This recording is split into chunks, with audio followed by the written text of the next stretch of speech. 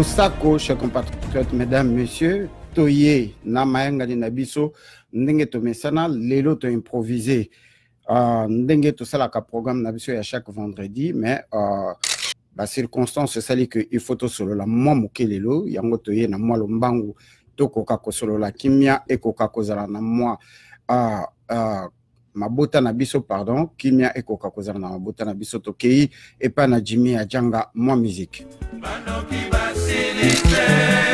Peuple Saïwa moto a konsayote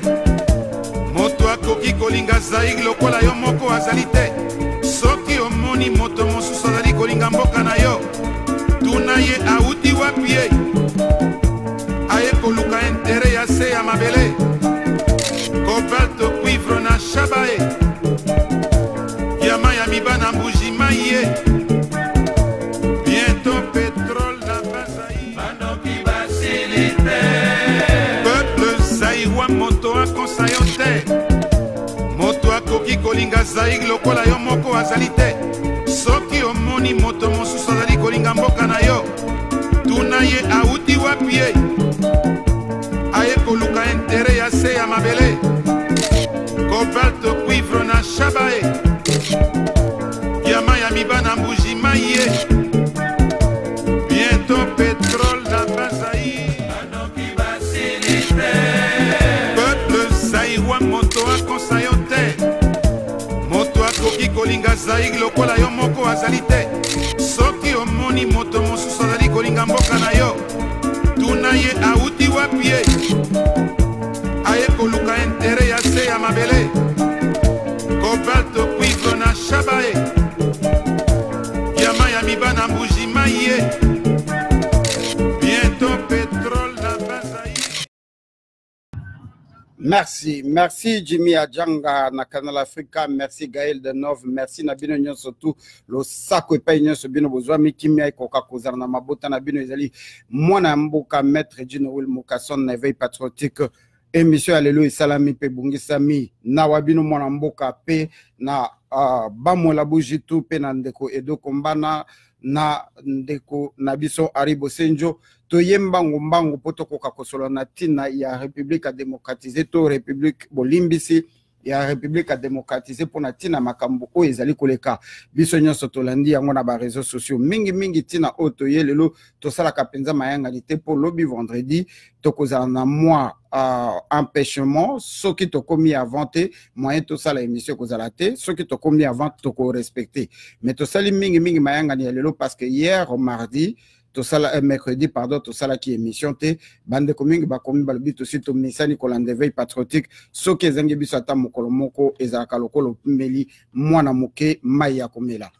yango to yembango mwango to komeka ko solola to ko banda ko présenter ba condoléances le plus attristé le plus ému na ba famille nyonso oyo bazali éprouver lelo to bazali na matanga na semaine oyo to na mois oyo na kati ya libota na bino epai nyonso bino bozwami bokoka koyeba ke à mon nom personnel, au nom de l'éveil patriotique, tous allez tomber la bino kimia, tous allez partager ma sympathie, donc nos condoléances le plus attristés, les plus émus, na ba famille nyons o ezali éprouvé, tous allez les sous ko présenter ba bolimbisi ba de bonheur, de prospérité, de longévité, na ba oyo nyons ba fêter anniversaire na bango na semaine oyo to na mokolo ya lelo en particulier ma propre fille na kombo ya Gracia Kisanga. Gracia, daddy love you, papa t'aime beaucoup, joyeux anniversaire. Merci na bino nyon surtout oyo bo hypothéquer ba multiples occupations na bino poto koka kosolo la lelo na kolobela likamba matanga awa na États-Unis d'Amérique tozwaka likama oyo ndeko na biso que son âme repose en paix bijumbunga oyo lenge mwasi ya 34 ans ba mobomaka na copain na ye na sima kocha ye multitude ya bambeli akufaka na zemi ya 6 mois tolelaka awa je crois ezalaki na mois de mars ya 2016 et pas ndeko na biso bijou nzoto na ye et se retrouvaki na kati ya ndako na liwa ndenge elekaka copain na ye azalaka appréhendé le même jour et na sima mikolo bamokangaki comme coupable ya meurtre to assassinat ya ndeko na biso bijou Banda 2016, Tilelo, tout comme en 2018, ça a pris 2 ans mpo ndeko wana akoka koleka na jury semaine oyo tozali kosilisa lelo tolandaki na bareseau sociaux comme quoi bawutaki kosentensie elingi koloba ke bawutaki kokatela ye mbano bakondanaki ye à vie à perpétuité sans chance ya parole elingi koloba ata recours moko ekoki kosalama te donc oyo babengaka condamnation à vie na kati ya prison elelo tolamuki ndenge tozalaka bato oyo bapanzaka sango babengi biso lelo na ntongo ya lelo na États-Unis po bayebisa biso ke ndeko Thierry oyo azalaki copain ya ndeko Bijou oyo azalaki condamné na meurtre na ye à se pendre na kati ya prison. Tozali na bapreuve penza te totiango na conditionnel soki ezali ya solo te olimbisi mais message oyo tozwi na moninga ya famille ya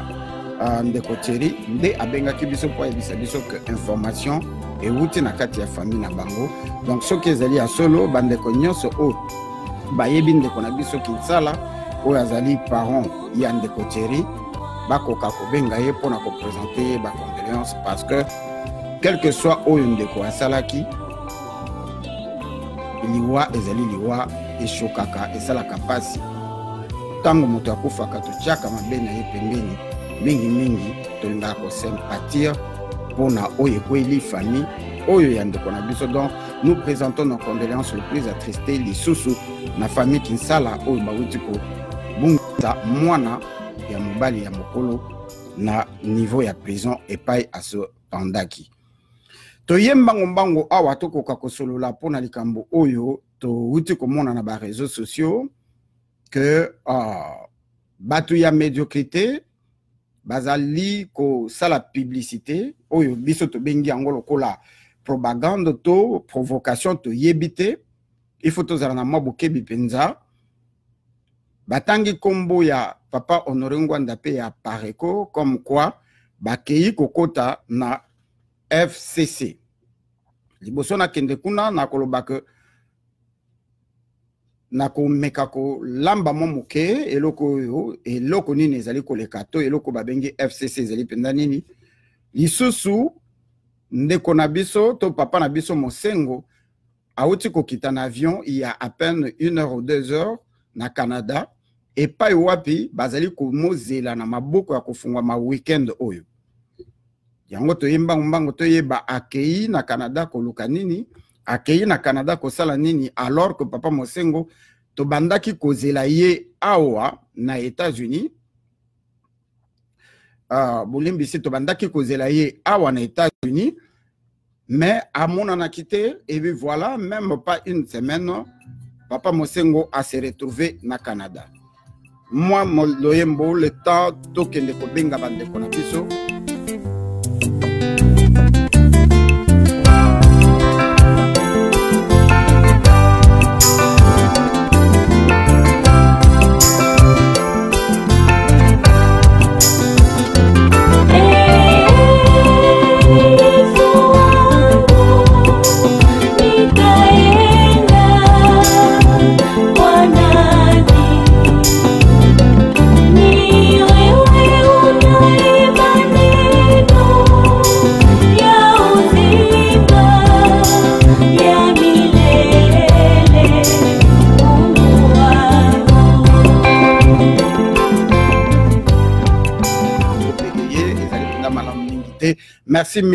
merci mingi na bino nyonso surtout pendant que tozali kozela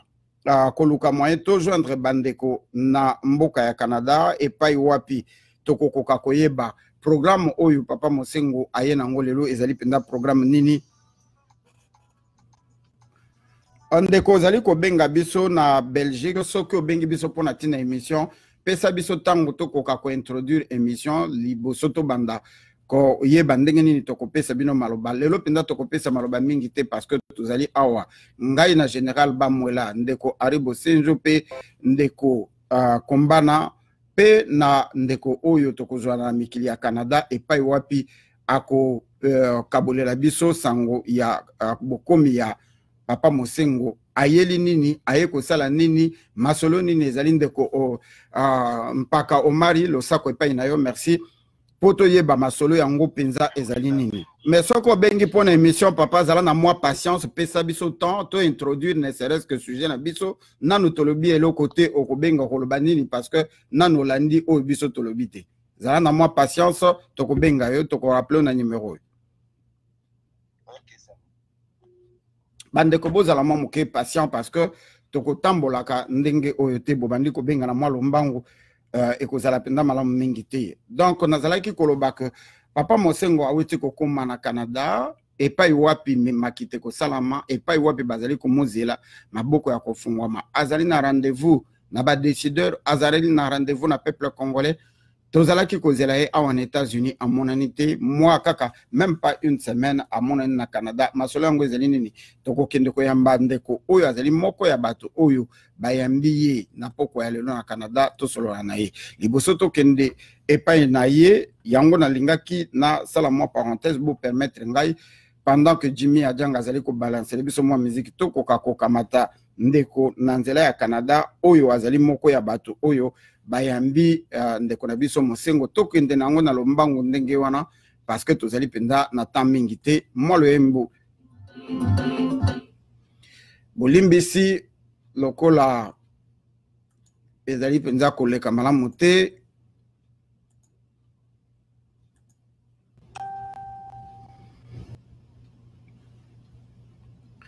toko kende nanu epai na Canada to kamata papa na biso Arma nalandi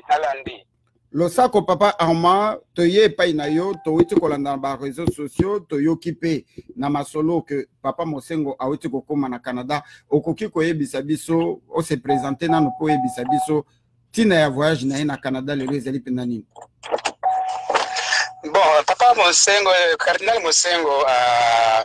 aza na Canada awa po bandana nuko se présenter papa to yebite soki ozali nani. Ok naza déjà live hein. Oui ozali live papa. Ok na kanisa ok ngai komona ngai Kayolo Arma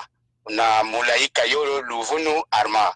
bon nazali secrétaire général il y a conseil d'administration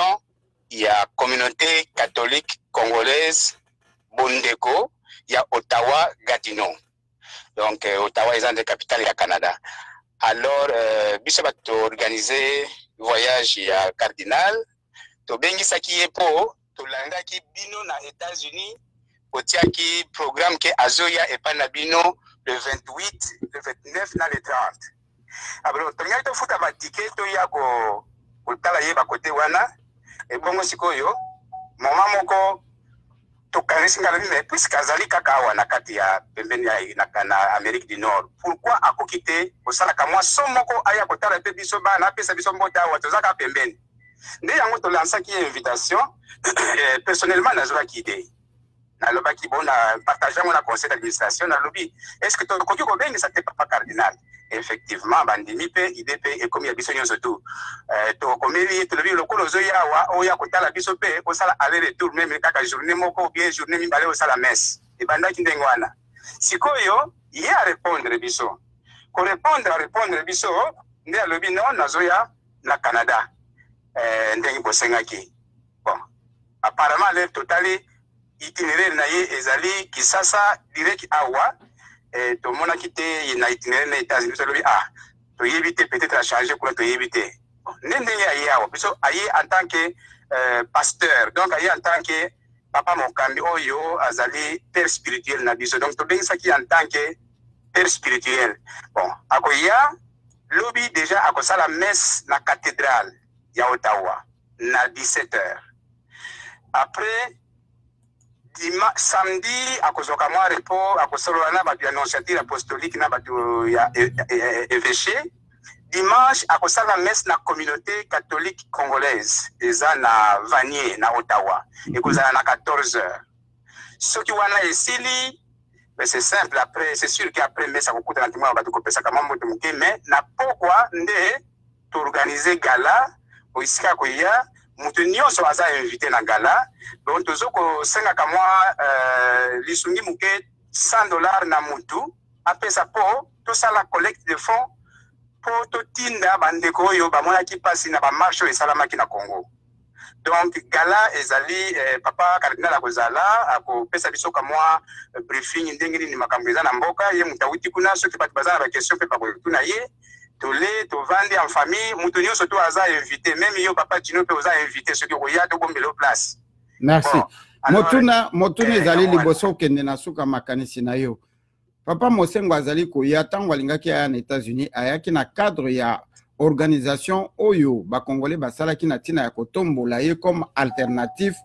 pour la situation ya Congo. Situation tozali kokende nango ezali tellement désastreuse que peuple congolais a montré que au cas où il y aurait un changement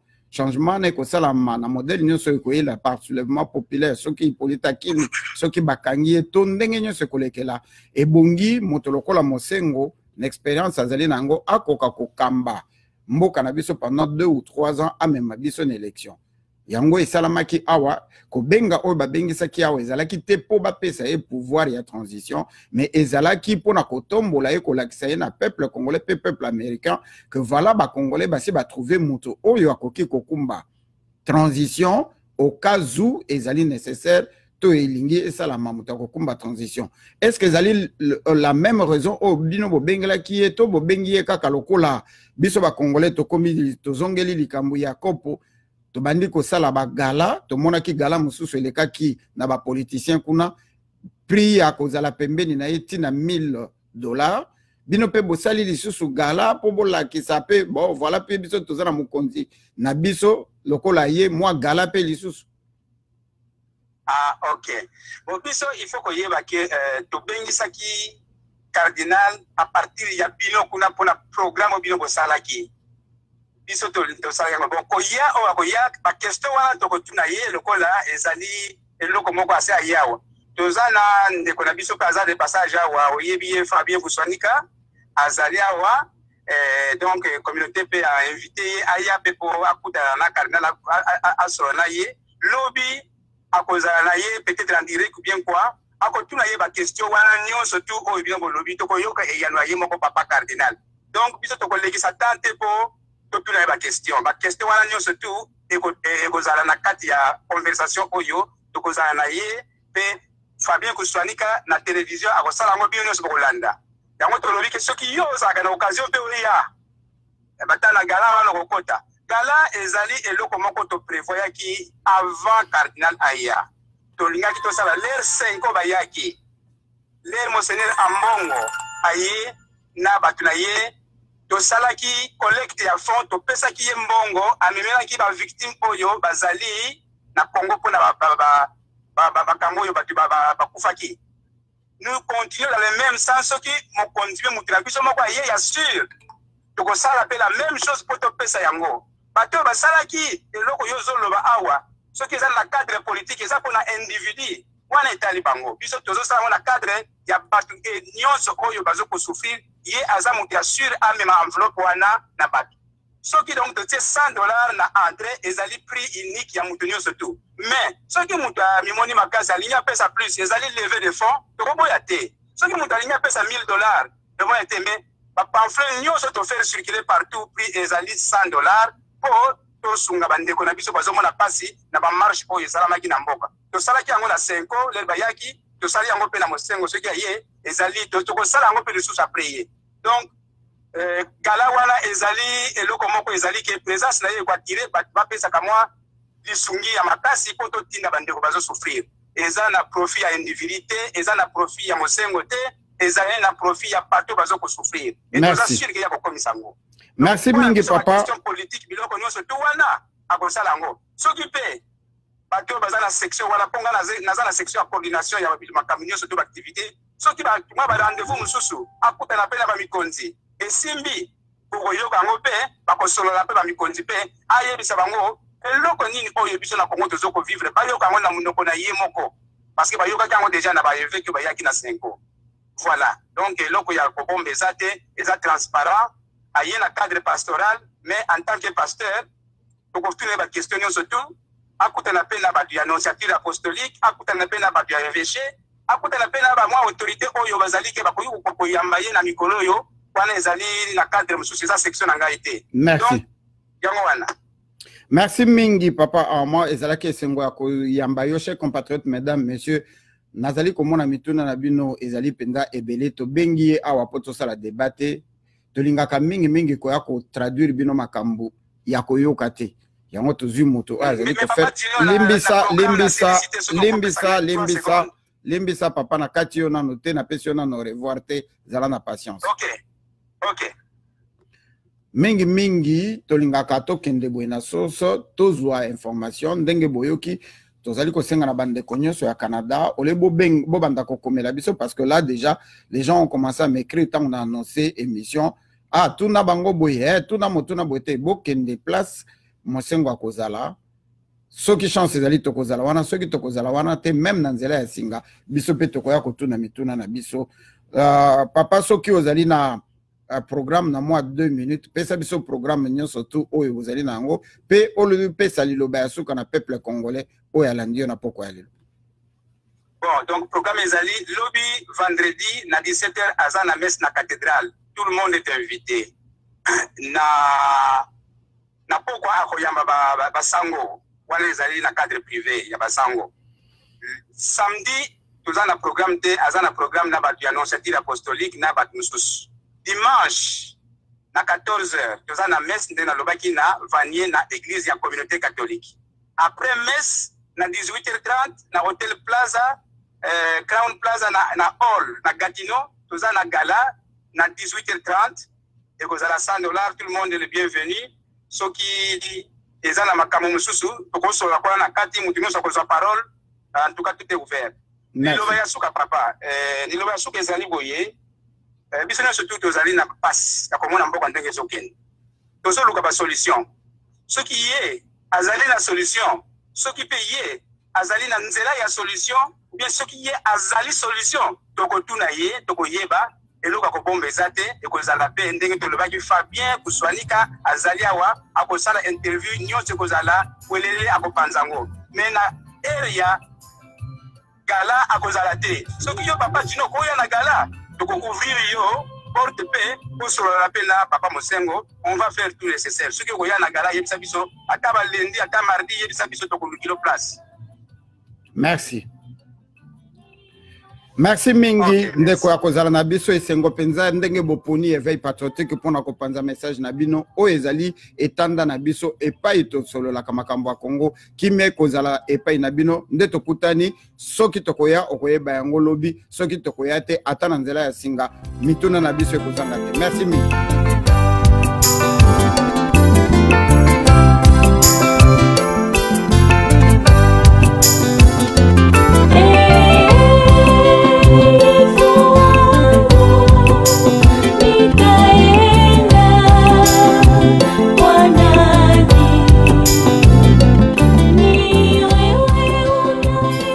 Tokozonga na mboka ya Canada epai wapi na biso tokoyamba ndeko na biso Fourmi Rouge 613e bataillon oyo azali moko ya babundeli munene ya mboka na epai na Canada. Makambo oyo tozali kosolola ezali makambo ya Congo biso ba combattant résistant patriote tikala kasima te place balobelaka likambo ya Congo nde tokamati ndeko na biso Fourmi Rouge ameka koyebisa biso ndenge nini bango bazali involve na kati ya arrivé ya Mosengo ezali penza ayeli kaka makambo na ye ya kibosango to azali pe na mwa agenda moko oyo ba combattant basi bayebi to yebite ndeko Fourmi Rouge lo sako epai na yo.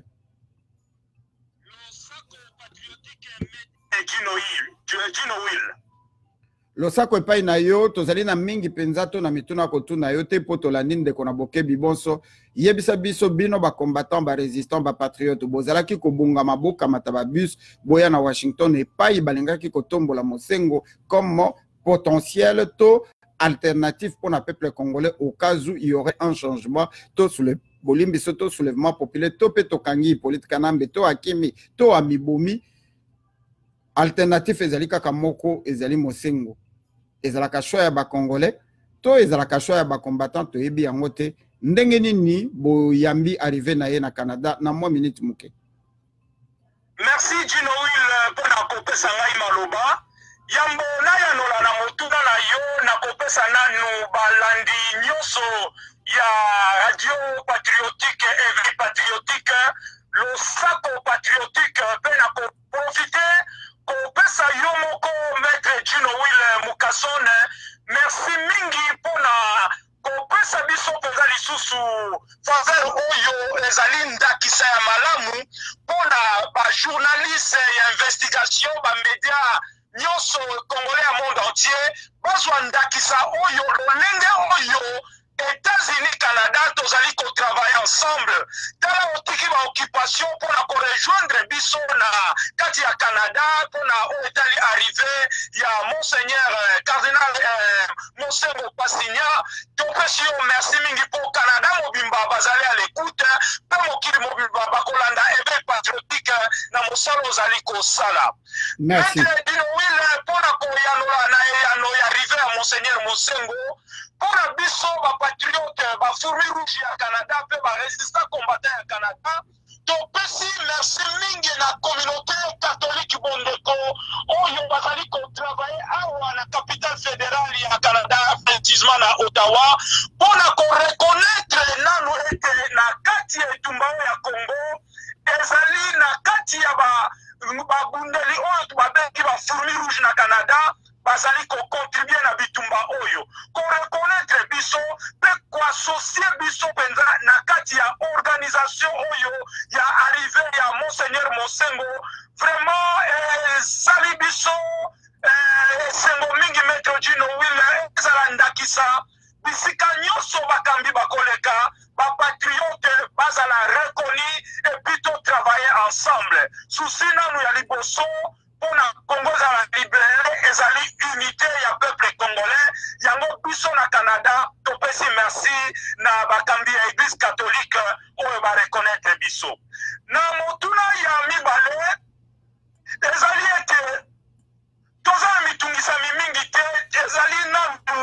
considération oyo biso ba congolais tozali na yango na mokambi ya église catholique oyo peuple congolais biso bonso tozala regard epai na ye oyo tozali ko chanter chanson oyo transition Sakabila transition avec Mosengo chanson eza kobetama na diaspora pe na monde entier mobimba esika nyonso Kongola zali voilà ya biso motuna ezali kaka wana pona toyeba Cardinal Mosengo azali kokanisa nini pona discours oyo peuple congolais azali kozela réponse na part na ye transition avec Mosengo voilà eloko tozala ngo kaka yango wana pe tobongisi pe tokobongisa memo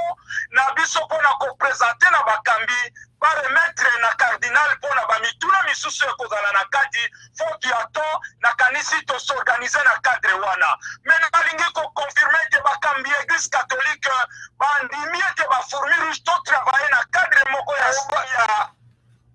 kati ya capitale fédérale ya Canada na kati ya Ottawa yango esali biso esengo pe bandeko penza ya Canada tozana esengo ya koyamba Monseigneur Mosengo na kati ya Canada. Merci. Nazo maloba soki motuna suki ezali pona na yanola po to suki émission. Motuna ezali te tokokontana na deuxième partie na biso tokolobela makambo oyo tomoni na réseaux sociaux oyo soki ezali ya solo to ya lokuta Papa Ngwanda oyo atekali moko ya ba résistant ça c'est moi hein, ça ne m'engage que moi moko ya bato oyo batingami na résistance oyo nanto tikali koyoka ye penza na likambo yako pembeni na Hippolyte Kanambe te oyo eleki lelo toyebi te soki ezali ya solo soki ezali ya lokuta soki ezali kodiabolize tokotana na yango nde nsima tokozongela yo soki okozala likambo koloba merci mingi. Merci Gino Will. Naza à l'écoute. Merci. Chers compatriotes, mesdames, messieurs, na phase na biso ya mibale tokokende kolobela ndenge to monde na ba réseaux sociaux lelo to landi médiocrité présidentielle to minorité présidentielle basi basangani na kati ya mouvement to plateforme ya sika oyo babengi FCC liboso na kende kobeta lisolo na kosala moi analyse moko ndenge to mesana nalingi pe na banda ko rappeler na bandeko ya pareko que nga awa nasina loba yango biso tozali ba congolais to pesa molimo na biso penzo to na biso pona tina République du Congo nga nazalaka congoliste nazalaka membre ya parti politique te na supportaka individu te na supportaka makanisi nyonso oyo ezali komema biso na bosomi ya peuple congolais ezalaka esengo mingi tango tobelelaka démocratie tromocratie ezalaka esengo mingi tango totelemaka kolakisa médiocrité to occupation misapi toyebaka ke misapi oyo etikali ezongaka epai na biso la mbala elekaki awa toyambaki mokubwa na nga ki je dis bonjour Georges Alola tosantaki que bato oyo bazali ba fanatique na ye bakokaki même pas en un seul instant ko respecter liberté ya expression ya bato ya ba congolais et tokanisaki maladi wana ezali kaka na bango mais lelo kaka du fait que Congo Mikili a publié ezali article te ezali vidéo oyo bazali kotanga kombo ya Papa Ngwanda pe kombo ya Pareko alors que biso to finga makabutu moi c'est-à-dire que kozala membre to sympathisant ya Apareko et comme lokola insulte et pas na ba taliban pe na bato mosusu na médiocrité mais biso to ndima yango to lata yango moi j'ai fait des émissions où je me déclarais na bina zakamutu ya Apareko te et même ceux qui nazali mutu ya Apareko who cares parce que bino bozo appartenir na ba plateforme na ba parti politique bozali na ba kambi na bino boni bato mosusu bakoyi kozala na yango te boni Papa Ngwanda aboma kala azalaka ibu ça fait 20 ans 25 ans passé bino bozali kokende kosangana na Katumbi bozali kosangana na Vital Kamerhe na Ruberwa pe na basusu oyo na Hippolyte Kanambe bozali ko-signer bakor na ye vous oubliez que ce sont des criminels des assassins ou bazali ko décimer peuple congolais mais vous accusez quelqu'un oyo mbano na ye ça fait 25 ans passés et je ne reçois que des insultes et des qualifications na kombo ya Pareko mais lelo du fait seulement ya ko partager vidéo wana na page nanga po bato ba imiye baba mitu na ba question il y a déjà les gens oyo ba calculaka ba tempérament na bangote babandi ko komelanga ba bêtises na page nangai et ce sont les gens qui m'ont applaudi hier qui passent le temps à m'appeler na butu pour na ko féliciter ngai quand je partage, quand je parle positivement pour la Pareko. Mais bon, l'accent nous maturité yango. Mboka yango toko dirijaka yango boye vraiment. Mutuna mutazela kaka botanga kombo ya parti politique na ye botanga kombo ya dirigeant na ye botanga kombo mukonzi na ye abimise bizalelo ya bumbaka na se ya mbeto na se ya mesa. C'est quoi cette histoire? C'est au nom de quelle démocratie oyo ngai mupanzi sangolo kolanga bokoki koyebi sangana bandako pona qu'est-ce que je dois partager sur ma page ou je ne peux pas. Mais quand on m'insulte pour natina ya Pareko na mona kabino te boya ko tchelanga poa. Donc tout solo la ka vraiment na boke ndeko na ngaki na tanga kombo na yo je n'allais pas être gentil comme ça au ça la vidéo au bandako finga ngai to ça la vidéo mususu ndeko mesana. Alors qu'il n'y a pas longtemps, quelqu'un m'a appelé pour me dire que Azako Yoka na niveau ya Pareko bazali koloba ke ngai na zwa kambongo epa ya mende. Bande ko depuis na kota na komba o na natikala ko yoka te ke mende apesa ka batumbongo. Vraiment, on doit arrêter d'appeler la minorité présidentielle de médiocre parce que la médiocrité s'habite en nous. Et ça na kati na biso lokola moi l'épinière. Bolimbi sependa na sepeli na yango malamu te ngai chaque fois na sepela na likambo te na kolobango ka boy polele. Prochainement na kotanga kombo na yo et on verra ce que tu pourras faire de plus que tu n'as pas encore fait. Bande ko situation tozali na ngo na kati ya mboka ezali situation mongo désastreuse auto ibike mboka na biso ezali sous l'occupation. Et cette occupation dont on parle ici, Otobanda Kolobabanda Kala, ezalaka forcément kaka occupation à Rwandete, mais ezali occupation ya communauté internationale ou isangami na mouvement au Babengi Siat, Comité international pour l'accompagnement à la transition. Bato basale la kabango musala ezali Museveni pe Kagame. Na kati ya diaspora ndenge tozali awa mingi na biso to fongoli misu, mingi na biso to yebi ba réalité, mingi na biso to yebi ba vérité grâce ya ba message oyo Papa Ngwanda apasaka. Toye ko plaider kana ye awate, mais to lingi to tracer nzela pour to le banano vérité. Na ba vérité mingi o Papa Ngwanda aloba, batu mingi ba interpréter ngo ke apesaka message na équipe ya Hippolyte Kanambe pona ko yebisa bango makambo oyo tokanaka na diaspora parce que ya lobaka ngo déjà tout haut. Batu bakoma komituna mituna ebele soki Papa Ngwanda yepe na to na ye a travailler na système te ko mazape mutu ya système. Mituna ezalaka tellement ebele to mona kango ndenge défilaka même biso mo to mituna ka mituna d'ailleurs raison pour laquelle to contacta ki mama Candide Okeke pour na kosenga yeso ki to koki kozwa interview na Papa Ngwanda parce que mituna ezali tellement ebele et bato bazwa ka chance ya ko sala yeba interview ezana mituna nan batuna ete oyo biso tozali na posa ya koyoka et malheureusement likambo ekoi. Mais likambo ekoi kaka na kati ya video wana réponse ezali na kati. Na yebite soki ba congolais batali video wana malamu na kati ya video oyo bazali ko présenter comme quoi apareko etinda ke délégat ki moto akende ko signer ko kota na FCC réponse ezali kaka na kati. Mais bato ba moni yango te yango to yembango mbango to meka ko tia réponse wana na mesa. Mais la chose que je veux souligner ici que occupation oyo ya na mboka na biso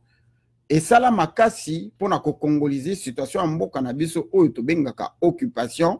e bimalokola ezalaka rébellion. Toko beta lisusu histoire te ndenge nini ba memeraka biso occupation ndenge nini occupation evanda toko beta yango awate. Mais to banda ko dénoncer yango banda kala ti na ndenge occupation et yé ko créer les biso et loko ba bengi opposition d'accompagnement. Na kati ya opposition d'accompagnement oyo ba créer après avoir confloué armée na biso avec 43 000 têtes ya ba wandofono na ngino baba tuti venant de l'Ouganda, de Zambie, de Tanzanie, toutes tendances confondues. Même les Angolais sont dedans. Bah, il fallait Bakoka ko créer les biso opposition d'accompagnement. En les créant, comme Bakolo Masolo et la soi-disant communauté internationale ou Ezelina Simaasiad, Babandai Kolakisa biso, ko pesa biso impression que bazali contre le système qui est en place alors que c'est un système où Bangomogo ba planta. À travers les accords de l'Émirat, Oyo et ça la paix constitution nango ou to bengaka les accords de l'Émirat et constitution nango na article 1er nango ezali koloba que le sous-sol et le sous-sol du Congo appartient à l'alliance. C'est qui l'alliance AFDL. Batu mingi basotoka l'air Papa Ngwanda lobi que Hippolyte Kanambe azalaka mona Hippolyte Kanambe te ya muzete azalaka penza rwandais alors que le rapport de Mamping publié par Robert Gaëtan stipulait déjà le nom d'Hippolyte Kanambe na 98-99 na février qu'il y a un certain commandant Hippo qui aurait commis de meurtre des assassinats comme na Tingitingi na Kisangani Pekita qui s'est métamorphosé à commis Joseph Kabila. Le rapport là existait déjà. Bah français bayen en 2005 balobi, c'est un sujet rwandais qui dirige le Congo par défi. Et le loyo, ezali li susu ya kobomba te ba vidéo l'équipe tellement ébélé auto monaki na parlement européen bazali koloba tout craché que Hippolyte Kanambe c'est un sujet rwandais. Mais pour na ko congoliser situation tozali na yango babandi kozwa ba sanction na sima ba sanction baye na ba résolution na sima ba résolution baye li biso ba élection mi balé oyo to mona babenga bango moko ba faux penalty baleki na élection ba yeli biso ba accord balongwe na ba accord ba yeli biso concertation oyo biso nyonso to viva modèle ya ko sala que à chaque 2 ans il faut ba créer situation ko sala que ba créer tension na suka ya tension wana balo ba ke to ko vanda to yoka na to solola Nasima et Masolo Nabiso, Babimisi lisusu gouvernement, il y a unité nationale, mais na kati ya gouvernement les ali ko permettre ba rwandophone, oyo bazali ko silisa ba classe, oyo bazali ko silisa misala, oyo bazali ko longwa na Rwanda, bazali ko longwa na Uganda, na Tanzanie, na Zambie, po ba koka kokota na institution na biso, ba kota ka yango toujours na sima ba korte pe ba concertation oyo salamaka. Moïse Katumbi étant le meilleur ami, il y a Hippolyte Kanambe, banda liwa ya Katumba mwanke, nazo sote likolo. Hippolyte Kanambe, nasala nanu moi parenthèse, Hippolyte Kanambe alias Joseph Kabila, tangu bazali koya na musée, na kati ya Zamba, musée n'était pas supposé, et loko na fongoli tokozua papa na biso Mulopo, o yazalaka moko ya ba conseiller ya musée abete la biso di solo na modindo parce que ngana kosala kaka parenthèse nango tangu babandi musée azali koya na nzela na sima ya liwa ya ngandu disasi tangu bakomi na niveau ya Kolubasi to Lubumbashi na Katanga, il y avait un certain papa na biso qui nakanisi Kimbinda Clément oyo azalaka moto ya aner na époque ya deuxième république bazalaka déjà na ba dossier nyonso tout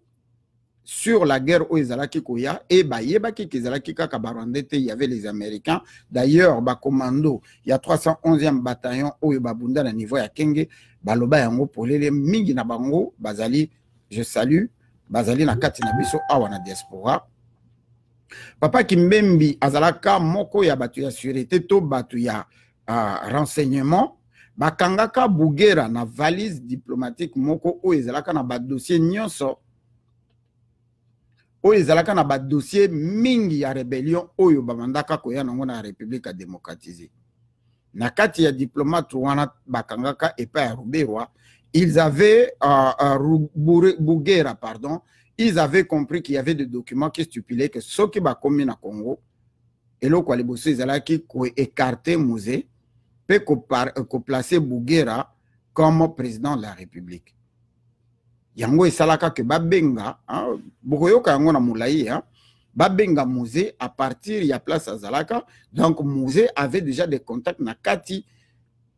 il y a ba service na biso, parce que Bangonde Babenga ka Musée pour na ba signaler que bato oyo yo zali koya na bango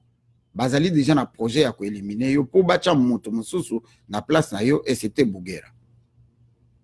Yango bomonaka musée à partir ya Kolubasi bolimbisi naza nande konangai moko ya Cameroun bengaka Lubumbashi Kolubasi eza kozongela ngana munoko à partir ya Katanga musée a déclaré que azali président ya République avant que to akoma Kinshasa ezalaka pona ko intercaler yango. Barwande ba sepela ki na yango te komona ke Bugera a joué ke imprudence makasi po sekele wana ebima ba remplacer ki mbala moko na Modeste Motingi ou Motinga something like that oyo azali fondateur to président ya Les Potentiels journal Les Potentiels ezalaka Modeste Motingi oyo a remplacer ki Bugera na ba fonction oyo Bugera alingaki a assumer. Et les autres allaient koloba azali na kati ya Sénat na biso. À la fin, tango Hippolyte Kanambe alias Joseph Kabila basali coup d'état na bango ya koboma musée, ce n'est pas le Rwanda, ce n'est pas Kagame moto aponaki Hippolyte Kanambe akoma président na biso. Au moins que masolo na lobby na zana authenticité na yangote bozo yango na sens moko figuré. Parce que Moutou Azali Kobeta Masolo, c'est une de personnes qui était là, tant que la décision. Ba Congolais, Oyo Bazalaka autour, Nakata système autour, il y a musée. Bango Moutou Babimisa Kombo, il y a Hippolyte Kanambe Liboso, pour nous proposer que pour nous apaiser, il faut Bazoa Hippolyte Kanambe, tout en sachant qu'il était rwandais. Na pesi exemple pour na kolobake mingi za koleka mbuka na biso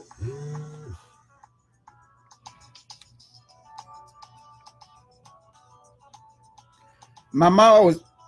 Bolimbisi Mama Rose tozali live tokopesa yo maloba à temps opportun to silisana no kosala introduction na biso.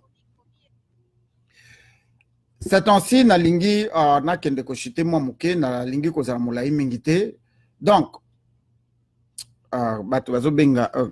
ki misanga cour ya ba ide na ngai. Donc j'étais en train de dire que bandeko oyo ba ponaka Hippolyte Kanambe nde ba présentaka ye que biso to préféré ye na tour na ye bango nyonso basangani bandimi yango bakendaki koyebisa bakonzi na bango azara surubero ape basusu bamemi yango tina ndenge bapona ye azala wana. Napesi exemple mpona koloba ke tangu Katumba manke aye kukufa, Moïse Katumbi azali moko ya batu oyo kombo na ye tambolaka ke akendaka kofunda Katumba manke epai na Barwande po Katumba manke ase confiaka epai na ye en utilisant seulement le terme na ye biso ili malamu te ke batu oyo bakomi kosakana na biso soki to continuer bomboka na biso kokende. Et pendant ce temps-là, il avait prévu qu'organiser réunion moko et ça là que Hippolyte Kanambe pardon qu'est-ce que je raconte, Moïse Katumbi na bande konaye bakendaki ko funda ye pe na ndenge ba créer assassinat na ye okoya komona ke batu nyonso bazalaka autour ya lisolo wana matata mpoyo tipo mususu azalaka gouverneur ya na Kivu kuna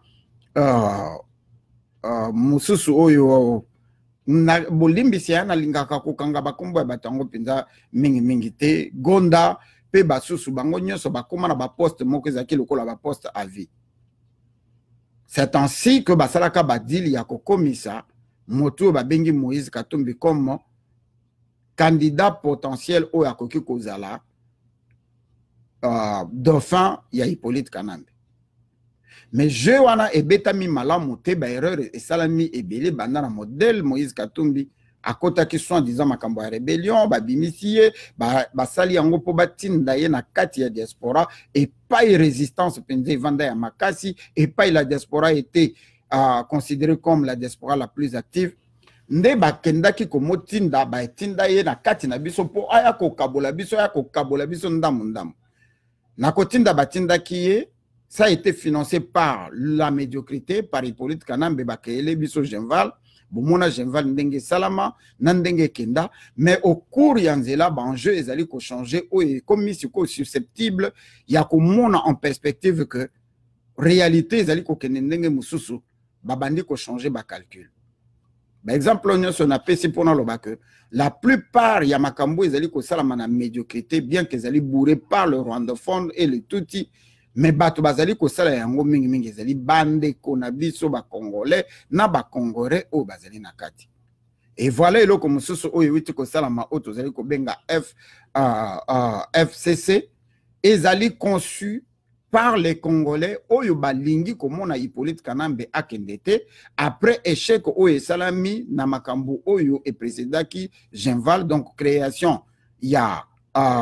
le jeu 7, ba criminel, ba génocidaire, na ba co-génocidaire, il y a jeu 7. Ba meki ko créé Genval pour ba meka ko pesa pouvoir et pas Hippolyte, il y a Moïse Katumbi. Moïse Katumbi na ba calcul mabe akamati nyonso atiango sima Félix et simbité ba kabwani Félix na bango ba ke ba salipe eloko na bango. De toute façon na kokende na modindo te na kanti bande ko ba ko sala analyse awa pona chabango malabana mon côté peut-être bozelanga na conclusion. Voilà sikoyo place nini oyo to komi ba créer eloko oyo lokola na kati ya diaspora.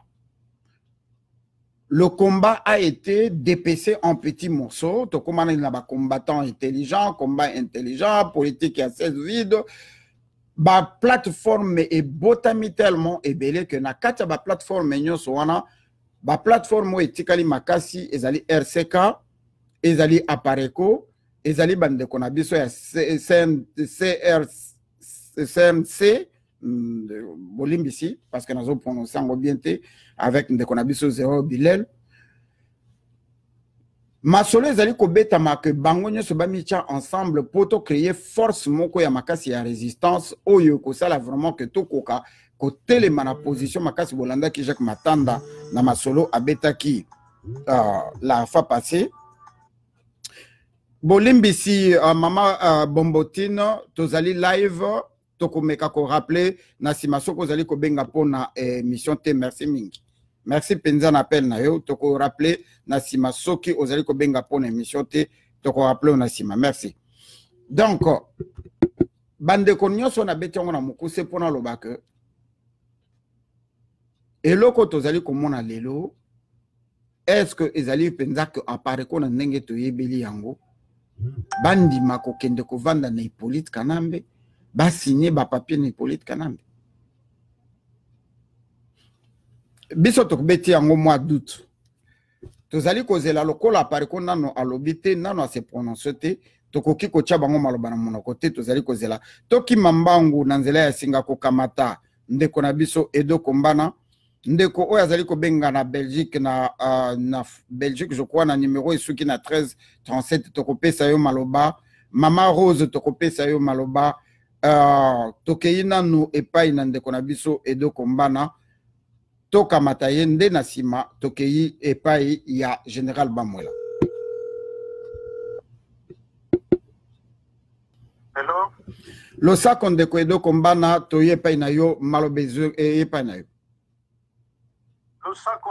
losako ndeko Jino ndeko zalaka kaka na yebi koza malamu te me pona mboka ozonga kasima te yo wana otelemi merci vraiment nzamba pambola yo nalandi oyo ozolobawa na sekiti na lembi ngai moko ndenge kaka nga nalobaka na yo ndeko na ngai makambo bitumbu ezali bitumbu ya baservo ya paresseux te eza bitumba ya bato oyo mitu eza kosala bato bayebi kosala lecture te bakocomprendre makambo oyo te parce que bandeko na ngai nazoloba toza na bato mosusu na place ya baservo baa na bakokoti na mutu na bango donc tozali bana ya tata moko mama moko toza libota moko me ata na mboka na classe biso nyonso compréhension ezalaka ndenge moko te bato mosusu bazwaka temps bamosusu bacomprenaka directement bamosusu ifo azonga na ndako mpo acomprendre bamosusu ata azongi na ndako atangi acomprendre ne kaka eloko moko te tozonga na likambo eza kotungisa biso lelo awa lecture oyo il faut tosala yango ndenge obandi yango eza na bafait lointain soki toremonte yango avec le temps tokomona lecture nini oyo tokosala na yango parce que lelo oyo bitumba ekomi tellement compliqué que bastratégie oyo bato batiaki en place ekomeli bango compliqué donc ils sont appelés à revoir les stratégies à tout moment nasepelaki na émission moko ndeko na biso Christian Bola utaki kosala adevelopaki théorie moko ya fourvaillement volontaire bandeko na nga na conseil bino bokende kotala eloko wana ndeko na nga Christian Bola développaki ekofungola bato makambo ebele donc elingi koloba nini tozali en face ya bato oyo mayele na bango esuki parce que d'abord ba mayele te basali buzo borebi vérité ezalaka kaka vérité baluki ndenge nyonso alors que l'époque a changé lelo oyo bato bakomi na balecture mosusu ya politique bapolitike oyo ya kokosa bato ya kala bakizenga bakatsavubu bachisekedi basalaka lelo ekoleka lisusu te alors bato wana mayele suki c'est-à-dire que baponi na bango volontairement kubunga c'est-à-dire ces gens se sont égarés volontairement alors soki bato baza na mitu ezosala baségare ezali mpona raison soit baza maboma soit baza na besoin ya mbongo pour oyo tozoko assister moi ça ne m'étonne même pas pourquoi parce que lecture nango ezali simple ndeko nanga lecture ezali simple tango force ya opposition papa Tshisekedi aza koincarner opposition ekomaki na niveau oyo ke bato nyonso badiraki boyebiki na diaspora tolingaki koyoka makambo ya combattre tokolinga koyoka makambo ya élection te tango papa Tshisekedi aye à convaincre bato les décideurs on dit et moi je suis sûr que badécideur na bakosa yeka ndenge bakosaka bemba parce que papa wana azalaka na bassurance nyonso comme président modèle wa mibomaki modèle wa se décaractérise na âge naye il était sûr qu'il allait devenir le président. Mais je crois qu'à fin de compte, à mon avis, ndenge pe akeko kongola bato bambongo imperium na ye je crois que kangisa ye monoko atika nzela wana yango mona papa bimaki kokuma carton rouge carton jaune carton rouge bimate tozonga na likambo toza nango lelo ndenge nazoloba ke soki oza na lecture ba paresseux okomona eloko ezokoya te mais bato bamonaka mosika oyo bayebi koanalyse bafait parce que ici nous ne parlons pas des imaginations tokoparle même baprojection te mais nous parlons de faits okomona ke ndenge olobaki bandeko ya G7 babimi baye kotia mpona opposition mpo barécupérer opposition parce que le dauphin positionné ezalaki Katumbi bamekelaki biso kamere eleki te bayeli biso sikoyo Katumbi devait prendre la place du vieux oyo boyebi comment ndenge vie akenda kokufa ndenge ye moko Félix alobaki papa ni baboma ye asenga autopsie asenga so autopsie te yango place nga natunaka soki mwana wana azosala biloko wana si derrière ça il y a pas des intérêts pécuniaires alors c'est qu'il y a autre chose alors que nga naza politicien te soki nga nazosala lecture oyo nalingi nasala sikoyo ndenge namonaki mpe bandeko nanga basali parce que j'ai beaucoup aimé la lecture que ndeko na biso Christian Bola Biama asalaki vraiment na reconseille bato batala ndeko kota mbangu na intervention na yo ozali kotourne un minute na biso ezali mpenza ya kotanga kota mbala moko na liso na analyse na yo s'il te plaît. Donc dommage que en attente mais eloko ezosenga baplanter badécor ndenge tomoni Katumbi aye na opposition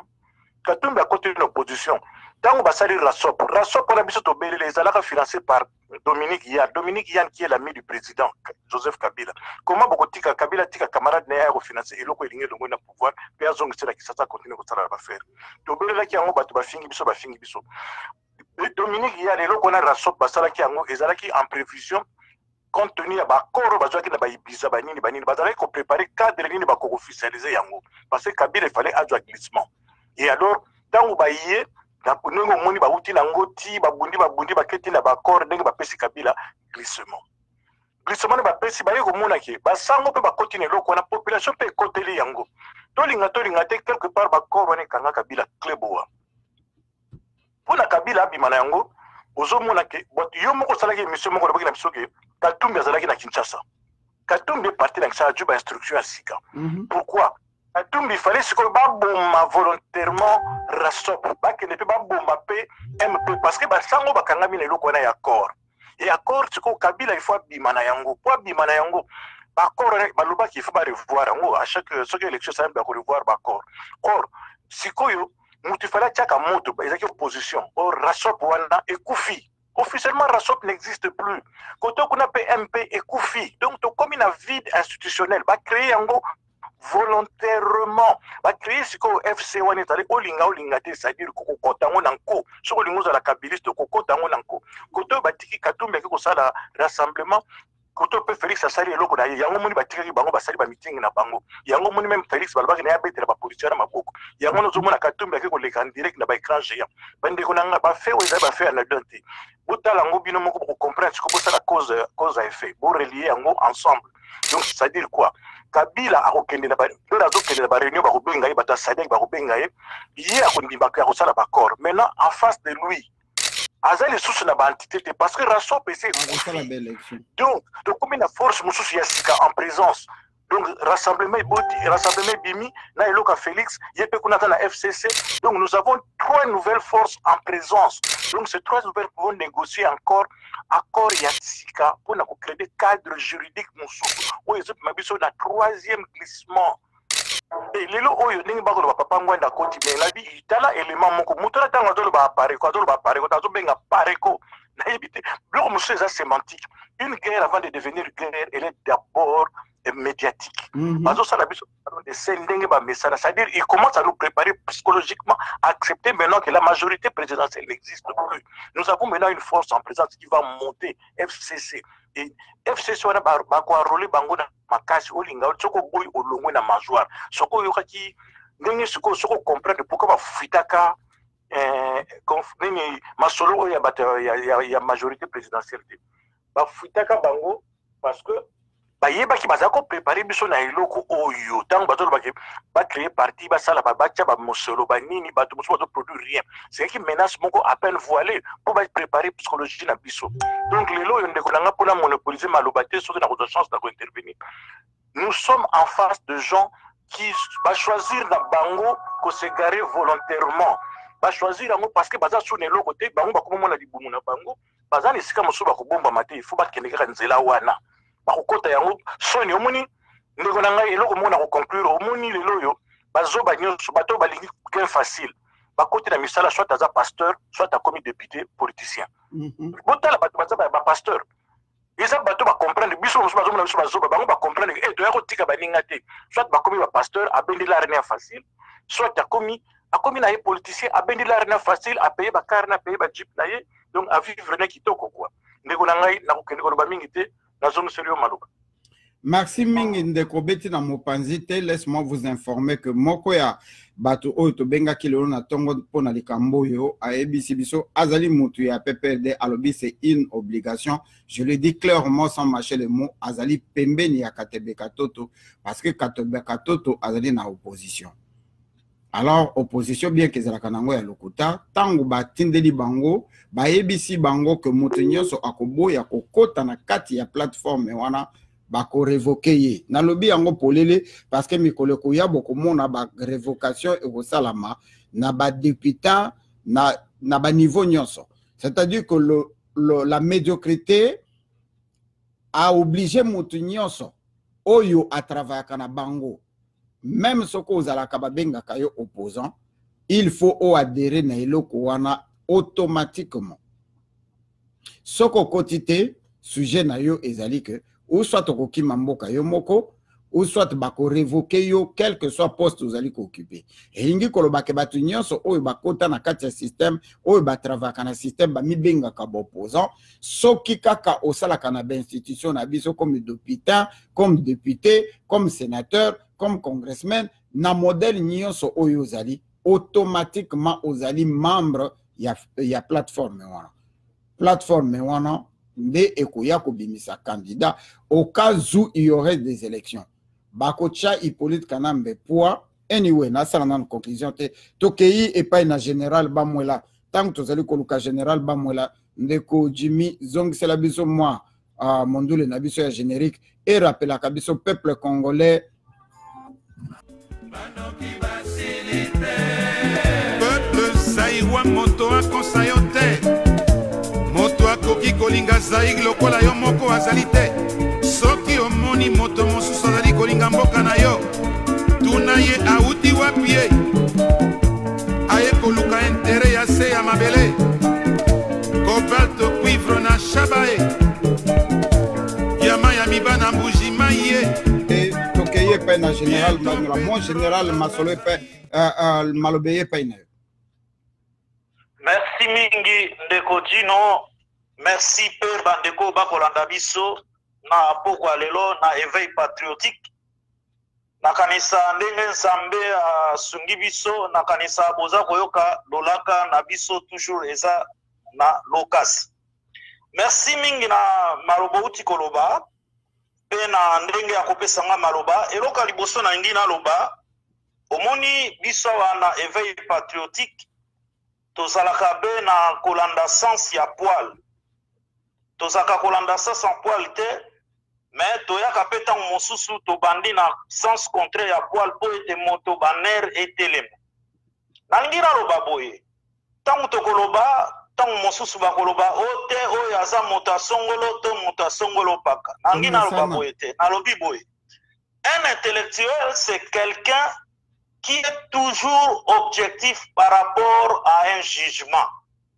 Un intellectuel est sengeli azalaka objectif. Akoki kozala subjectif te ou bien azala n'impartialité ya koloba ete soki alobi akoteli songolo ebongi kozalaka objectif. Absolument. Nakende na mpango pona koloba boye. Omoni lelo peuple congolais oyo toza komibenga ba combattant résistant eza mawa na biso po ete ntango tokomi kokende kolokota ba information na ba site to banini ba média oyo ezali proche ya système occupation po biso tosala nango boom yango esika naza komono Congo comme nation to Congo comme mboka ezali na chance te na kozala na bato lokola biso ke lokola peuple ya mboka wana mais c'est Roleme na tango akite apareko akitaki pona nini ya mikimaki po etayebaki babandi koyeba ba activité nuisible na ye oyo azalaki kosala kati na parti wana. Et je vous l'ai dit na kanisa monsieur Roleme na esika azali soki aza kolanda ayoki mongongo oyo mpe ayebi ngai nazali parmi bato oyo Roleme na sololi na bango chaque jour nazali awa naza na telefone na ye portable par respect à privé tovandi na poto boyebi ndenge ba renforcer droit to loi na ba biloko oyo etali privé. Je ne peux pas publier ça. To solola mbala ebele. Mais esika pona ko créer mouvement oyo aye ba bengi na kombo ya lisanga. nazali yoko oyo moto ayebisi makambo ebele na bisiko wana mais namonaki eloko ndenge tolobaka na lingala mabe ekoti ntango alobaki liboso akokita Kinshasa bongo ntango akozonga tokoba na masolo bomoni akendeki bakangi ye ntango bakangi ye na radio songolo boye tolobaki mawa eleka te roleme na ntango bakangi ye bakotika ye mais ntango bakotike bakopesa mission omoni lokola bato bazaka soki awuti na boloko omona discours ya bato nyonso bawutaka boloko echangeaka mpona nini maye oyo bazwaka kati na boloko ntango abimi aye koactive lisanga ezalaki mpona nini mpona kokongolo bato oyo bazali na bolimbisi na koloba bongo eke te mais bato oyo bazali sans position baoyo base retrouva na komba na ndenge na koloba par hasard aye po alokoto bango suka ya komema bango na ndenge ya kokende na système pe lelo nakanisa mokili epesi biso raison oyo ya koloba ndenge ndeko na biso ede komba na uti koloba ntango nalandaki bando wana naza koyoka moto oyo aza koloba alobi par réseau mais nga namonaki moto ya yambo akoki kosala mpe lokola asala démenti ezali monsieur Rigobert Kuta bon monsieur Rigobert Kuta parti na ye nde yango wana kombo par réseau oyo ye aza koloba wana parti toni lingomba oyo ndeko Honore Ngwanda azali ezali apareko omoni lelo soki mena akoti na kati na mouvement oyo wana je crois ezali ndenge toza koloba Congo eza mwa pasi mingi bon soki toye tolobi bakoloba nini ono Congolais tokoma sensible moto nyonso akoma be mopaya pe nini nakanisa role mena abombaka yango te azali mwa biteni mwa mibale siko soki tolobi aza kote moko ngambo ya Congo Brazzaville kote mosusu Congo ya biso mais est-ce que bana Congo tokoki kotambusa na moto te totala ya koloba ete bato baza kokotisa biso be mbilinga ezali me bato baza na epa mosusu aza ipuku kote mosusu aza mwa ndeke lokola ba chauve souris donc esengeli ndeko Tino merci mingi ya maloba na oyo nazaki nango mwa mokene esiko wana ya koloba ete roleme na azali moto ya pareko te bato bokitisa bomela ebotisa bavino kati ya bamai na bino na kati ya mai na kati na bavino na bino roleme na erreur asali bato bakondima super chéri oyo wana erreur asali me naza deja na lingomba bato tu bayebi alongwa na pareko asala mouvement oyo aye lisanga il fallait roleme na azwa responsabilité na maboko ya koloba ete lisanga ekoti kati ya banini oyo wana bon sima bato tokotala ndenge ndeko edoko bana lobi boyeba ete maseki esi esili sika ekokoma nini etumbu ekasi na baye oyo bakoteka patrie surtout na baaccompagnateur ya système oyo evandi na moto na mboka ils paieront cher maloba o mboka oyo ndeko Tino kokende nano te mon général soko ozali koyoka ngai motune ezali olingi mpenza oconfirme ke ndeko Roleme na alongwa na pareko ye nde akei kosinye kuna na kombo ya pareko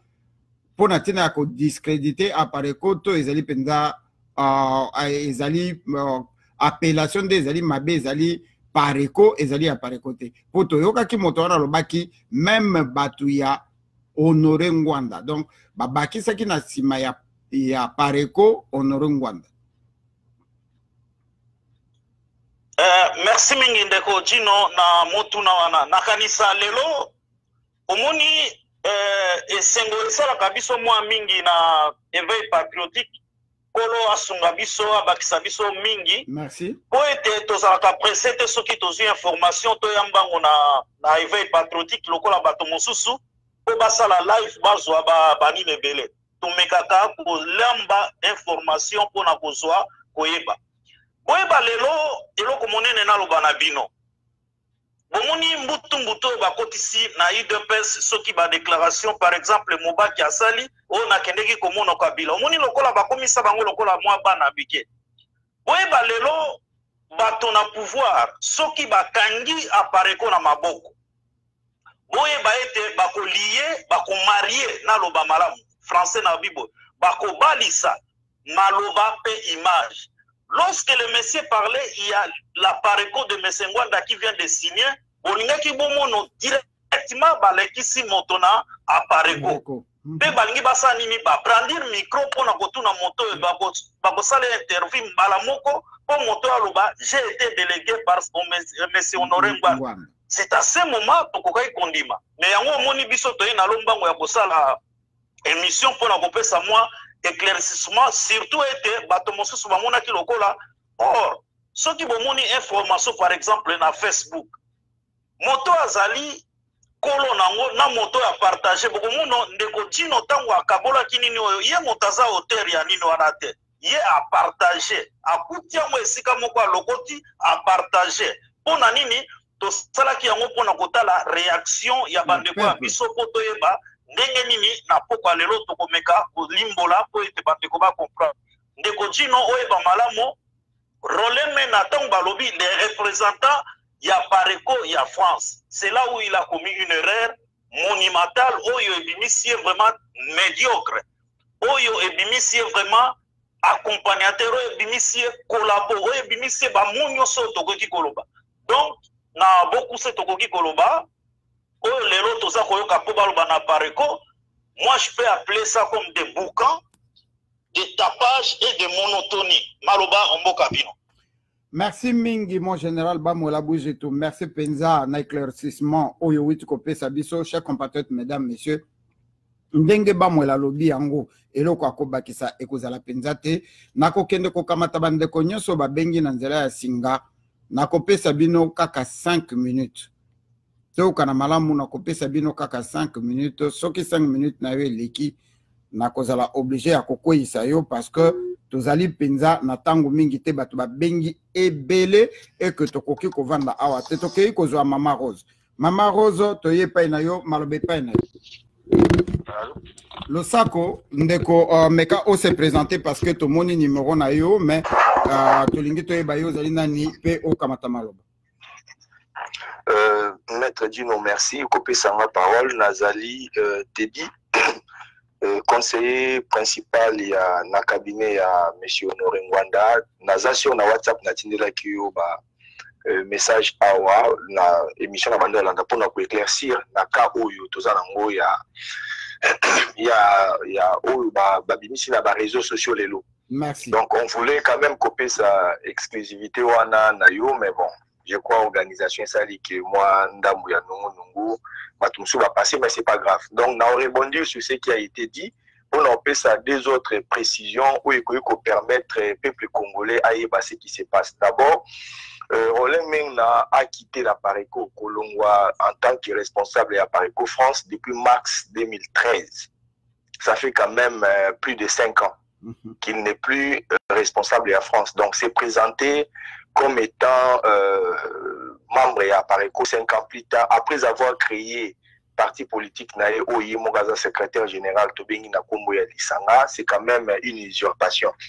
Azan ni na droit ni na qualité à engager à Pareco. Ça c'est de 1. De 2, bah, responsable à Pareco France, Ezali RU, c'est-à-dire responsable urbain, Eza Martin Sibou, et puis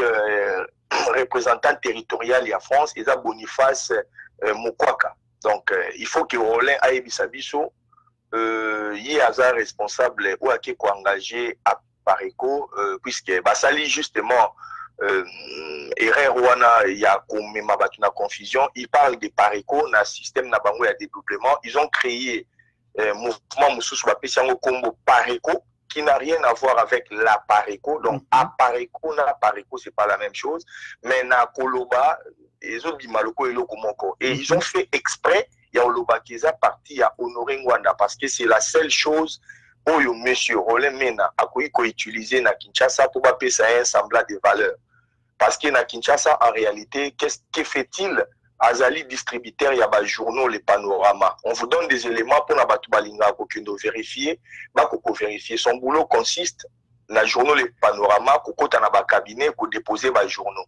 Donc, Moutaza, parrain politique qui a Roland Mena na Kinshasa, il y a André Atundu. Donc, nous sommes là, nous sommes libérés, nous sommes cadre de la mission. Et allez sur sa page officielle Facebook, vous verrez ma déclaration naïe, bon mon ineptie, bon mon vraiment nyonso oyo bokoyeka koimaginer par rapport à combat oyo aportaki avant, le zèle oyo abande kozala nango ntango azali na kati ya Pareco a redoublé encore pour n'okende koloba exactement le contraire de ce qu'il a toujours dit tant azaki na résistance. Pourquoi on a souligné tendance ou na cynisme wana ya koloba une chose et son contraire? Parce que na bitumba autozo pour biso peuple congolais na niveau ba média nyonso patriotique, na veille patriotique, na ba tel TV One et les autres, tous la difficulté parce qu'en face na biso on a déjà auto-militant na bango, lia na bango, tomela na bango, totambo na bango. Et vous remarquez, ils appellent un élément dans le bas pour pour appeler sur 5 minutes. Les plus radicaux, na autozé na bango na kata bitumba, on a dit bien, les plus radicaux, autozé na bango na kata bitumba, on a kokotanga, Bari Moke, Barex Kazadi, Emile Ilunga, Rolemena, Papi Volcan, ce sont les moins petits idéologiquement et intellectuellement parlant. Et ça peut pas oyo basali mabé mingi na bitumba oyo. C'est-à-dire pour se vendre à vie.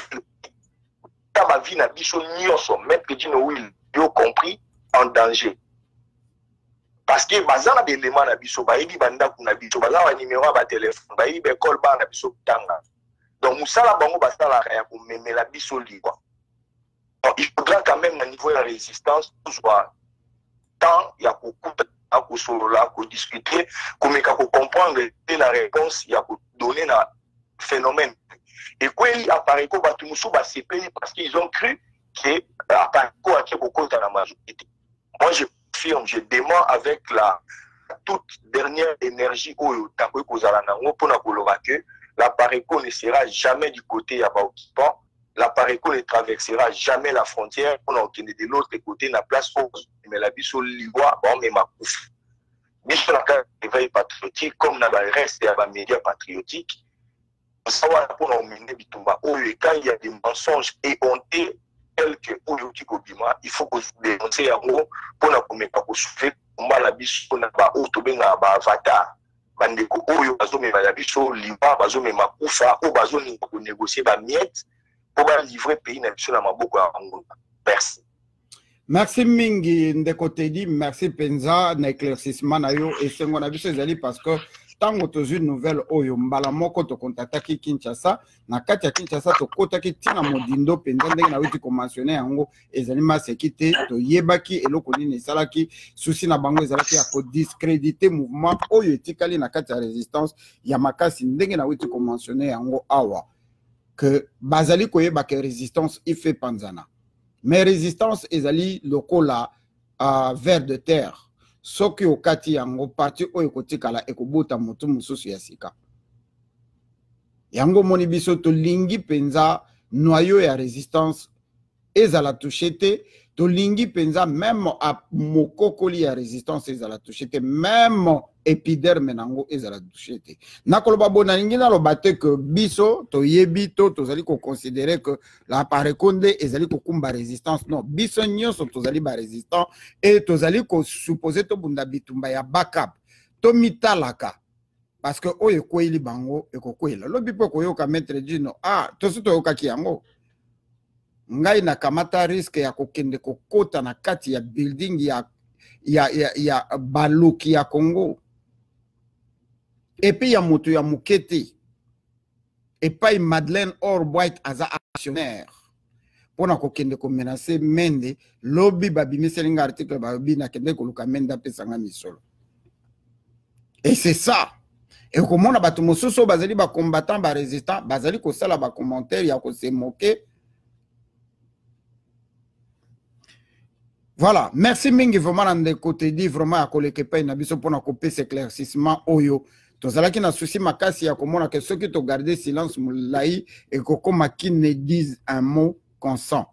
Il fallait tout éclaircir yango non pas seulement forcément tant bato bakokanisa que tozali kaka ko tia papangwa na maboko milingi koloba que chakuli banga l'usine de que ko sekate tozali na posa résistance et panzanate tozali pe na posa ya côté que la ba médiocre temps ébélité. Tokeye pas Nandeko Henri Bosenjo 5 minutes na yon Ndeko Henri. Ouais, losako Ndeko Dino, losako bandeko nanga nyonso oyo bazali kolanda biso na ngonga oyo na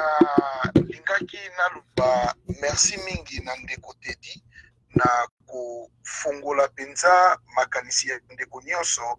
oyo balingaki bakwela na mwa libungi na makambo oyo ewuti koleka ya bandeko na biso bazali na Congo balingaki batia mwa kokoso na bitumba oyo tozobunda ndeko na ngai eloka liboso oyo ngai nalingaki naloba ezali ke omoni mboka na biso soki tofongoli miso te soki tozali kaka kolanda basentiment tokokende liboso te na mboka oyo kolibere Congo eza kosenga bato ya bwanya eza kosenga bato oyo bazali koobserve makambo nyonso na kimia na boyebi na mayele nyonso paske banguna oyo bazobundisa biso bazali na multitude ya bastratégie oyo bazali kotia mpona kodestabilize bitumba oyo tozosala. Alors il faut tozala na bokebi naza kosenga na bandeko nyonso tozala vraiment na bokebi na makambo nyonso ezali koleka lelo ezali ya pareko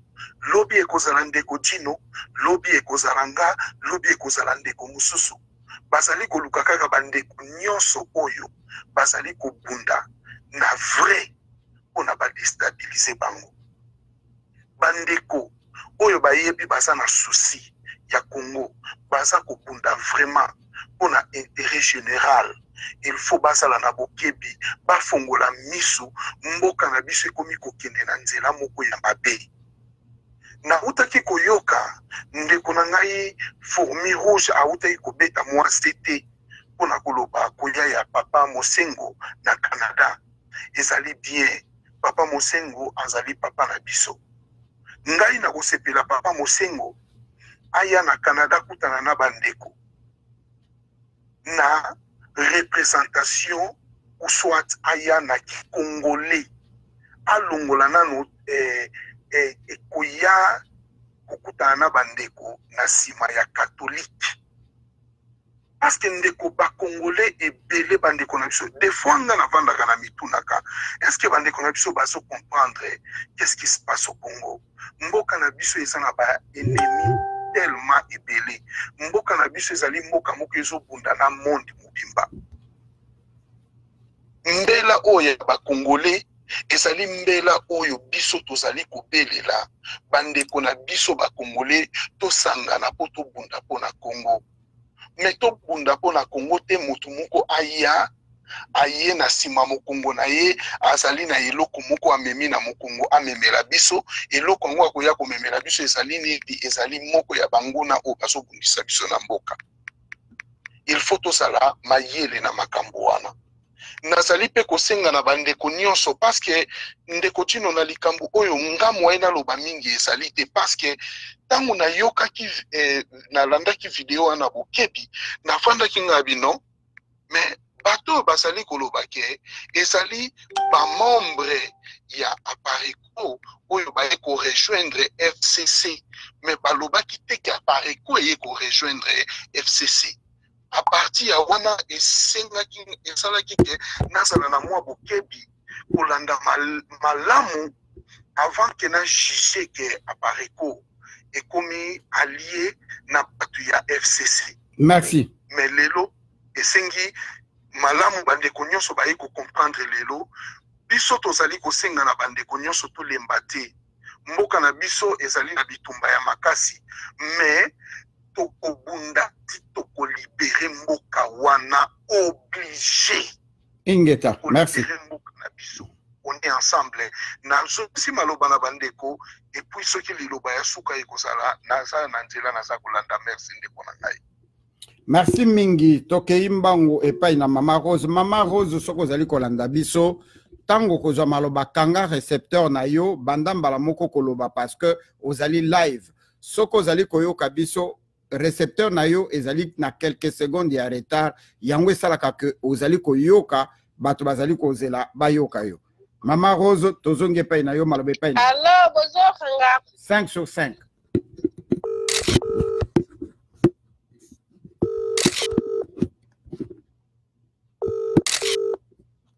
Allô, maître Gino. Le sac on de invisible Matissa moi mungongo malobeye pa na yo.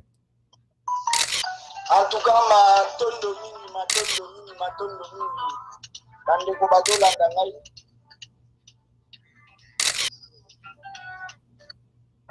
Bolimbisi. Matondo mingi na bande ko nyonso bazolanda biso. Nzambe abakoko apesa bwanya na ndeko invisible ozali koyokana na se makasi maika komatsa mungongo. Siko yoki ngai. Tozali kolanda na bokebi bonso. Matondo. Maître Gino na landi émission depuis bandeli ba intervention bandeko matondo mingi. Kasi omoni problème toza nango ba ndoki oyo tobengaka ba colon bakulu kangala baba molona bayelaka biso distraction. Makambo nyonso oyo ezoleka na Congo biso na mopanzi na biso il fallait kaka totika lokwa batu batalaka mouvement na bango po bayeba kasi biso pende concerné biso te. Biso il faut se préparer. Bango bazo se préparer nenge ba fanda. Biso tozo préparer nenge ya kobimisa bango. Mais biso plutôt tozo landela ba vie na bango. Bakoya ko distraire biso apparaît quoi côté après. Mais après ça fait quoi? Boni tozala bango na komba bakenda. Biso tokotika la ka totala ka bango nenge bazo changer ni bazo nga bangi ba baluka ni bazo sana nyonso. Te biso siko ndenge tolobaka mikolo nyonso awa biso ifoto bando yekola ndenge nini ya kobimisa bango.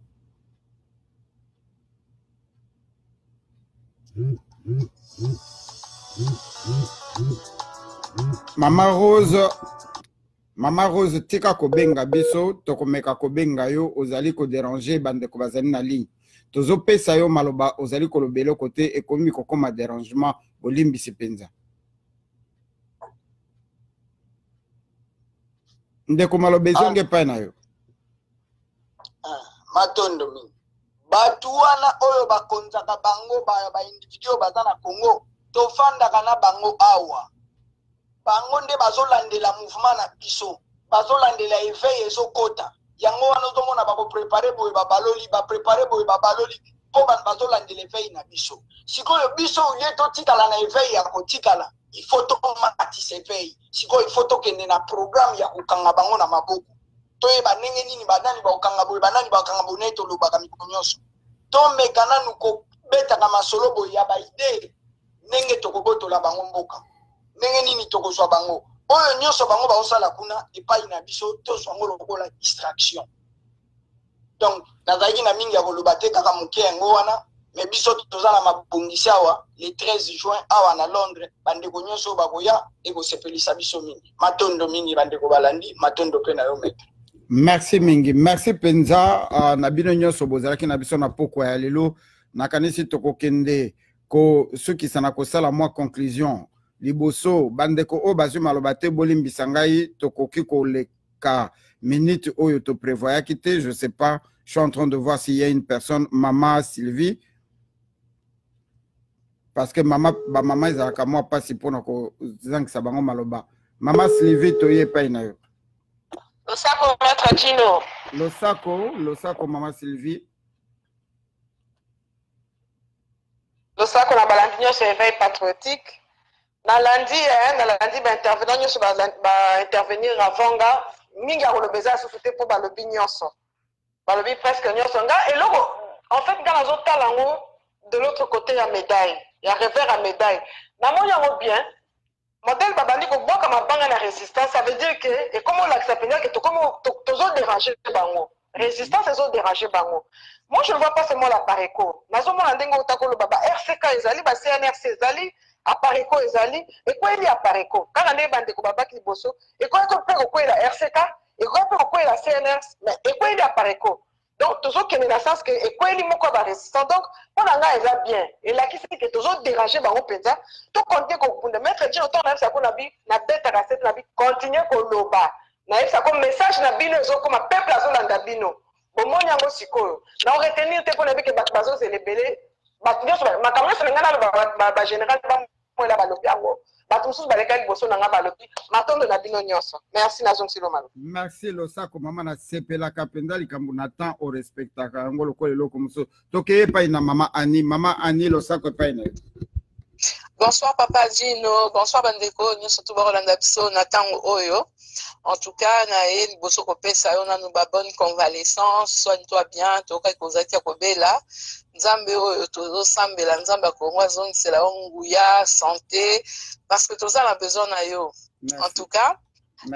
likambo oyo ya pareko na likambo oyo ya soki FCC soki neni bakobenga ngo ezosekisanga mingi nayebi ndenge ya koloba te déjà de prime abord naza koloba ke basuki majorité présidentielle esuki opposant ya lokuta ya mabumu mpe basuki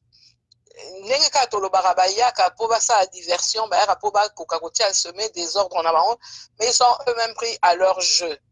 bazosala espèce ya ratatouille soki babenga yango nani abaloba nini lifolo toto soki eloko nini mélange espèce macédoine salade de fruits eloko moko oyo même bafruits baélément batia ensemble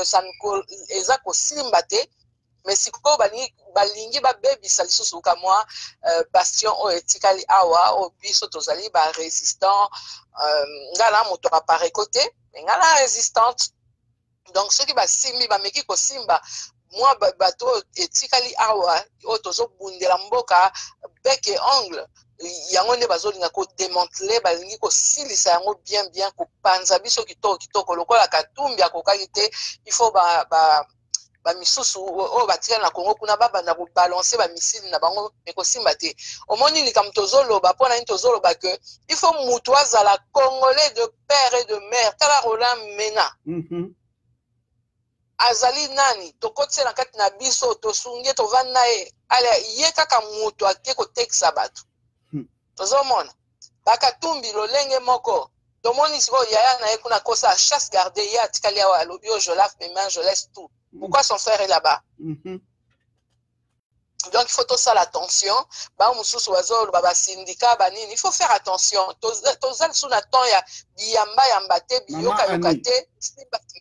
Maman ane moto nyonso oyo azali kolobaka azali kotelemela Congo aza incapable ya kobimisa kombo occupation na monoko na ye, c'est un accompagnateur du système.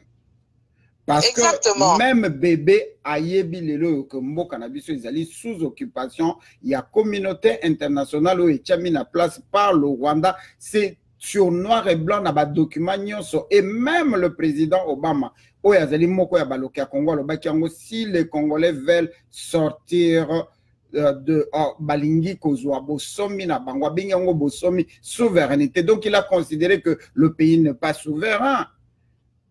Voilà. Mais ce que moni bato baso telema na ba discours a telemi a lobby makambo ebele bele alingi kolobela occupation te ezali te kazali kaka ko banga mindele mais azali ko sakana na peuple congolais. Exactement. Donc on va trouver moyen na bango bazo balola soupe na bango batie mabanga batie moto batie nzungu bazo lamba bazo li elengi côté bango moyen balongwa eza souté bakanga miona bakomi trouver ba stratégie mosusu parce que Genval ça c'est une espèce de Genval aussi donc le ça la conglomérat na bango batie bali folo to ils ont mis tout le monde là dedans donc il manque plus que il y a diaspora donc ceux qui va meki ka ko démanteler biso na diaspora le peu qu'on reste là et sili kabila wana komi na ye kaka empereur na batu na ye ba vassaux na ye na ba fief na ye bon voilà ngala nangi ko kota tena ba détail ya ko fustiger to appareil kotonini parce que nous tous comme au lobby nous tous ça peut être quelqu'un parmi nous ça peut être un autre groupe et bazo lukaka ba démontrer biso ba bebisa biso ba sopa résistance voilà un peu en tout cas tous à la courageux tout tingama de marcher ensemble. Il faut qu'on marche ensemble, il faut qu'on se tienne la main, il faut que résistance et zalaté que kaka groupe il faut résistance à la solide à la diaspora combattante surtout na ba na ba restaurant surtout biso no sika moko poto bundisa monguna oyo aza kozwa ba forme ba diversité belé zo changer les lois za nyoka lobi akomi musele ke telebi ligoro donc on ne sait plus à qui on a affaire. Il faut vraiment qu'on sache à qui on est frappé. Merci. Et tout la solide. Voilà. Nathalie peut placer pas tout sous. Merci beaucoup. Bonne soirée à tous. Merci Mingi. Merci Mingi maman. Merci vraiment à l'intervention na yo musclé. Lelo penza ba mama tozongi epai na mama Rose. Mama Rose tolingi ko pesa yo lisusu dernière chance okuka kozonga. Mama Rose to pesio maloba. Nkana zo deal na ba démonios toi. Ayo merci Mingi. Chers compatriotes, mesdames, messieurs, nakanisi na kozala molai mingi te ndenge tozali kosolola ekomi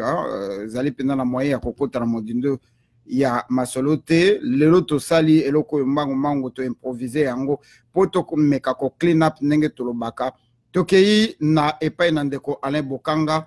toyokai.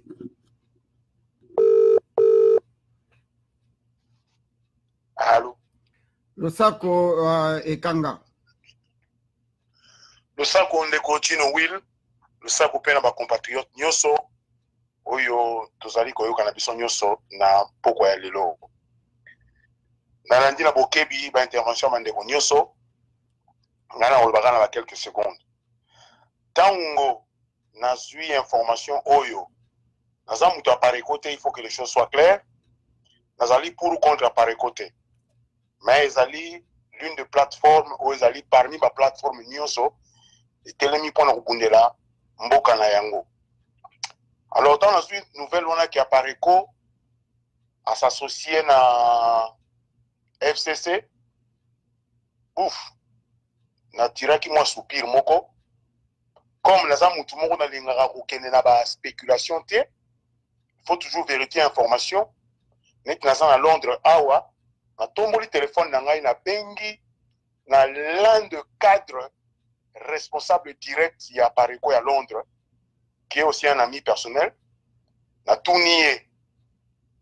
la moyen nyonso na méthode nyonso na baloli motuna na ngai ye moko na seki alibi na ngai lebi jamais wana ezali kombo ndenge ndeko Teddy alobaki awa na ndeko général bamwela balobaki. Bon, évidemment, Ndeko Mena, qui était un ancien ya Parico, il a joué la carte Nyonso wana, Tina Rozongo la Monso a demandé quoi c'est pas Lobaki. Ndeko Teddy ne pouvait pas être plus clair que na Oya Lobaki, na Ndeko Bamwela.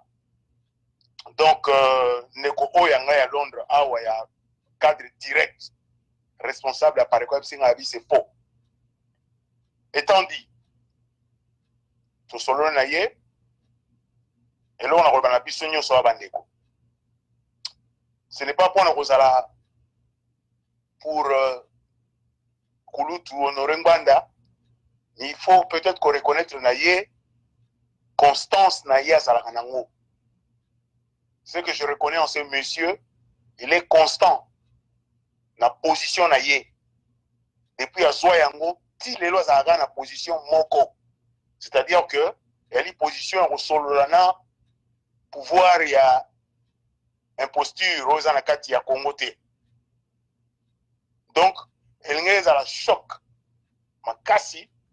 ezalika forcément te que mutu za mutu apareko pose ba choc wana soki ezalaki yaki possible que ça ya solo choc wana ngaki kende tina ba combattant ba résistant nyonso. Alors c'est la raison pour laquelle ce n'est pas le cas. Mais là, quand on sait que biso bande konyo so auti koloba na mama anya auti ko répéter musu na suka awa que ngana ko bakisa na phrase na ngai ba utiliser ba schéma nyonso o ezali schéma ya suka te to yeba ke ba oyana ba schéma ya sika chaque fois ba schéma ya sika zo bima soki ba moni o ekomi caduc ba tiango na pembeni ba déclasser ba bimisi mususu. Donc biso pe photo za la radio ika mpiko to za la ozake to se préparaka na ba cerveau na biso na makasi na biso na énergie na biso donc totika la plus lucide et toza na bokengeli na nyonso oyo koyaka yokotela biso na matoi na makomi oyo tokotanga de gauche à droite. Et malheureusement na kosukisa na phrase oyo eza mawa mingi soko ozali vraiment congolais ou congolaise mwana ya mboka mabele ya Congo ozomona ke bato mosusu ntango bayoki information ndenge oyo basaute na baclavier na bango babandi kokoma oh la Pareco a rejoint le FCC na bato mosusu oyo baami personnel mosusu ya ngai nayebi des amis personnels base livre na jeu wana ya kokoma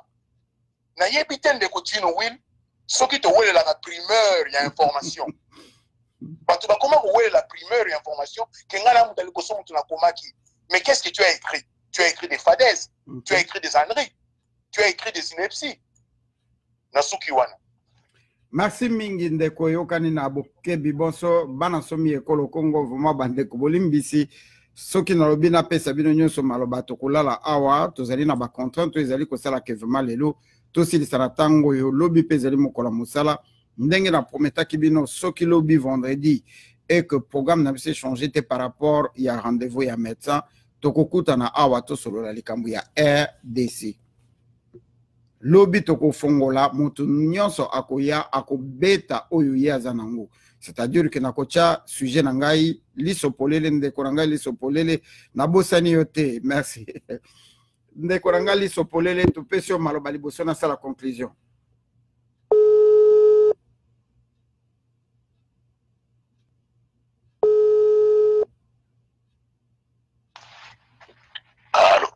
Losako ndeko to zwa mwa maloba na yo mwa 5 minutes na lombangu liboso na sala conclusion na ngai pona masute yanga ni lelo. Matondo ndeko na ngai Tino zola na ngai 5 sur 5 bandeko bazali kolanda na bokebi bonso. Merci papa na ngai nalandi bandeko na biso banso ndenge bazo beta sete ya likambo tikoleka eza pasi mawape soni na biso ba congolais na distraction o lelo tozati lelo kolota likambo ezanga ntina nde likambo kongola kotombola yango ekomeli na ntina ndeko na ngai Tino atanga lisopoli lelo ozala kati ya Pareco te ce n'est pas dit que tolokaka na ya solo na lo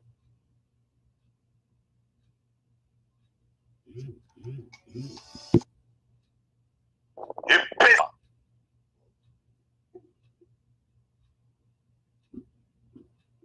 Allô? Tozali kolanda yo na bokebi bonso. Epesinga mawa soki ya solo ndeko mena nde asali eloko ndenge wana eza mawa soki osi otikili ngomba fanda frere soko olingi osala oyo ya yo sala oyo ya yo.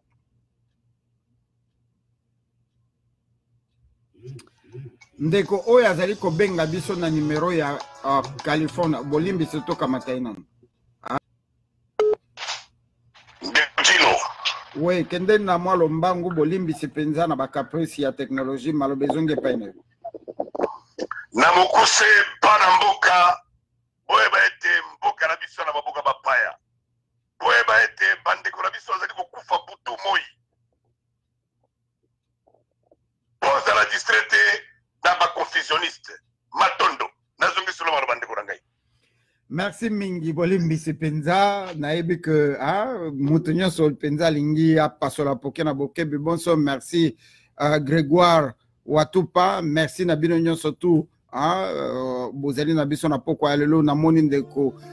bosenjo azali kosenga maloba me moyen to pesa lisusu maloba ezali te nakoka kosala conclusion bomeka koyeba que sololi quand même moi mingi. Chers compatriotes, mesdames, messieurs, bana somi ekolo Congo éveil patriotique ezalaka mouvement te ezalaka plateforme politique te ezali voix ya ba sans voix ya ba congolais oyo bazali ko lela oyo bazali ko moisir oyo bazali ko azali soumis na ba traitement cruel inhumain et dégradant na kati ya Congo oyo Hippolyte Kanambele Joseph Kabila moko ya basali ya baloki ya Congo oyo azali na kati ya Congo azali ko décimer buto na moi. Éveil patriotique ezali pona ko zongisa civisme to amour ya Congo oyo to bengaka le patriotisme oyo Mobutu a remplaçaka na mobutisme. Mobutu ayelaka biso eloko to bengaki unité nationale mokokoli nango ezalaka divisé pour mieux régner na likolo na yango abakisi poso nango po couvrir yango malamu na politique ya bon voisinage yango to mitunaka est-ce que Mobutu ayebaka oyo nyonso koya yango alobaki que après moi ça sera le déluge. Est-ce que ayebaki oyo ezali ko vivre lelo yango akabola ki sud Kivu nord Kivu na Maniema. Oyo ezali mituna oyo mingi bato bayambaka papa ngwana batuna ete merci penza na mama Candide Okeko azali ko bongisa ke to yamba ye na veille patriotique aya ko solola na bana Congo po awa akoyoka pe mituna oyo nano bandeko batu ndeko Fumi Rouge tokoki kopesa lisusu maloba te bolimbisi tomeka kolanda déontologie ya émission na biso même soki likambo moko etikalaki moyen napesa bino lisusu maloba ya te mpona azosala conclusion. Merci mingi nalingi naloba te biso totelema mpona Congo tokolobelaka kaka Congo toyaka kosala propagande ya parti politique te toyaka kosupporter individu te mais tobengami na kati ya komba oyo tomitya na maboko to se soutenir to se souder soki lelo oyo maître Dieu azali toujours debout éveil patriotique ezali debout ezali grâce na bino tango maître Dieu azalaki kotutube akomaki pembeni ya kokwea banguna balobaki foto kwesa etolalisa ye po makelele eleki ezali makelele ya bangongi te ezali makelele ya solo oyo ezali kotelemisa peuple congolais. C'est ainsi que il faut tobunda la main dans la main makambo ya kobunda na koswa na tato bundi na pembeni pona tine etali komba oyo il faut tozala biso nyonso sobe soki to dérangeaka bango te nde bazali très à l'aise basala makambo balingi mais to démanteler eloko yo banda makambo na bango bakendaki na l'île de Gorée balongwe na l'île de Gorée bakei na Genval balongwe na Genval bakei na Congo basali nini bakor na bango ya liboso ya Kanchach basali ya mibale to continuer ko dénoncer bango to démanteler to lakisi bango eloko babengaki rassemblement ndenge nini muto babengi Vital Kamerhe pona koluka ko contrôler opposition akendai komona Jean-Claude Vwemba po basala rassemblement basali rassemblement ba congolais ba koti mingi na kati rassemblement komi kozwa forme et komi kozwa force balobi fo baboma yango ba créer biso le G7 le G7 aye akabola lobi ngana zali ni na gauche na droite lobi nango alobi ba komi mouvement politique balongwe ba créer bango Genval po ba kamata pouvoir nyonso ba pesa yango na dauphin ya Hippolyte Kanambe makila ya bana Congo ezali koloba ti lelo ndenge tomoni bakomi ko partager na ko partager bazali ko partager résistance ezali kaka kokola bazali ko kata tozali système ya nzete ya mbila bazali ko kata tozali kokola bazali ko kata tozali kokola quel que soit le nombre que tozali soki to déranger ke ba institution te oyo bakendaka komona kondo Etienne Tshisekedi balobi pekisa batu na yo parce qu'ils nous ont reconnu la diaspora la plus active na muke oto sala ka je remercie ndeko Mesezuel je remercie ndeko Edo Kombana je remercie ndeko Nabiso prof Yalengi bato baseli makasi awa ya kokotsa mikanda na ba institution ya ko toucher ba institution tina ndenge to fofile bande comme susu moyena tanga bakombo na bango ezali te ti ya kokoma pembeni ya président Trump bato bakoloba ke maître Dino alingi kozala pembeni ya baloki ya Congo bande ko ennemi na yo soki okoki ko approcher te na modèle nyonso okoyeba pe makambo ebele te la raison pour laquelle papa Ngwanda répétaka mikolo nyonso alobi tozali na bato na biso pembeni ya Hippolyte Kanambe ezalaka pe lokuta te na makambo mosusu. C'est vrai tomitu na papa Ngwanda ozalaka na bato pembeni ya Hippolyte Kanambe eloko nini ezangaka mpona kobimisa mopepe moto asi asengi bino alobi ngai na kokite pouvoir kaka na mwamboma na motu tomitu na kape mitu na wana. Donc tant mosusu pe to mi palolaka biso moko yango to bengaki émission na biso autopsie to balukana no epa na biso to tala comportement na biso to tikala na combat ya résistance biso nyonso to koma kaka ba résistant ndeko Mbala na pesa ki yo maloba tout à l'heure ozwaki te ekokoma injuste na pesa yo maloba alors que na sina kangi émission na pesa yo quand même maloba moi 3 minutes. Maître Dino mais kako matsa mungongo ndeko Mbala na sina bandi ko sala conclusion ezalaka malamu te ko interrompre nga tango nazo sala conclusion ya émission malobe epane. Excusez-moi vraiment, c'est dommage parce que nazaki kolanda na kati na nina kendilala donc suite au elandani na yoki vraiment bien fait mais simplement ngai na bengelaki ezaki mpona problème mosusu mais tomber dans cette émission, c'est un peu dommage. Merci Mingi Nakobenga Onasima. Chers compatriotes, mesdames, messieurs, Bolimbisi, Ndekwaye Bakite, quand il m'a appelé, je l'ai essayé de rappeler, Ezalaki pour l'émission T. Nangina Lobak, Bitumba Oto Zaliko Bunda, Ezalaka Bitumba Yama Sekina Yangote. Donc, c'est le moment où ils sont télémi, les lots, ceux qui sont télémi, ils ont balancer, ils ont balancer, ils ont parce que tu l'ingis, tu comprends. Nakeye papa Ngwanda pena ba ndeko apare. Il faut que bamalamu que biso ndenge tozali awa t'observa ka biso nyonso. Tozali ko se plaindre peuple congolais se plaignaka du fait que ezalaka lokuta ya koyebisa biso ke mando ke ezali to ezalaka ya solo. Soki ezalaka ya solo ba unité yango bakenda wapi 3e, 4e, 5e, 10e bataillon kenda wapi tant que tu ni balobi 10e bataillon, 7e bataillon ezali yo na ye na ngai tondimi yango to comprenez que nous faisons un grand travail au ezali musala ya média. Est-ce que combat na biso vraiment la vraie résistance et tikali kaka combat médiatique o biso nyonso to komi ba journaliste biso nyonso to komi ba panzisango kolongola o mike to salaka na il y a kokotisa ba papier passé par là, il y a ko intervenir, il y a ko beta ba porte ya baloki ya Congo pour na ko créer lobbying moko oyo to mekaka ko créer papa Ngwanda soki bande ko ba mituna oyo ezalaka offense tozali lokola bana meke promettre moi na mokeke na ko sombela yo bombo akokangana kombo na yo chaque fois ko mona yo même soka za na 2 ans ko rappeler yo tonton tu m'avais promis les bonbons soki peuple a tunaka azali na droit ya kotuna. Est-ce que combat na biso ezali ka combat médiatique kaka ya kopanza sango ya ko dénoncer ce que to komi ko jouer la récupération soki kaka médiocrité présidentielle bois qui moi ballon d'essai biso nyonso to sauter na yango internet ko kangama pendant 3 jours 4 jours na distraction pendant que bango bazali ko continuer ko kola bazali ko continuer ko sala to ko koma pragmatique mokolonini eloba ndeko edo kombana. Tant nazali ko babu nazali ko pointer bino nangai moko nazali na kati tokeye pa nande ko ba mwela soki azali na mwali loba ya suka akangela biso mayanga ni yelelo alors même de Kodino mon général mwali loba ya suka pona mayanga ni yelelo merci mingi ndeko Dino pona maloba suka makanisa bandeko balandi biso omoni ba information ba bino ba tu anglais bo ba fake soki ezali na ba preuve penzate ezali kaka distraction esengeli to bima na distraction mikolo ekoya nakanisa omoni siko biso wana mikili na poto tokomi presque tobandi kolanda ba 1h du matin. Et ça peut moi malamu to moni santé bandi kokolo to komi sensible to bandi kokota na zone moko dangereuse yango yo mbala sima ndenge ndeko edo kambana Maître Jackson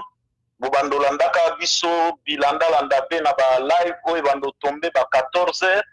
po erwana bato bazana ba bureau bazana bandaku bokoyoka bino nyonso mbela oto kobeta yango tango mbele beta siffler kobeta esika mosapi ko pusana ndeko kobana kolakisa bino bandeko Lambert Ngoyi ba gisi pamba tango siffler kobeta tokosenga bato nyonso ba rejoindre kokoto na masini lokalo wana o destination na ezali libération ya mboka na biso toza na ba action concrète o toko lancer mais ba processus na ba mécanisme na ngwe koloba mate po ezali biloko ya beaucoup tout. Mais sur le terrain, bakomono yango. Po moment ngo tozelaki ekomi oyo bilelo ebongwana na ka ekoma pe na ka mosusu. Vraiment mingi merci de Dino kola pambola yo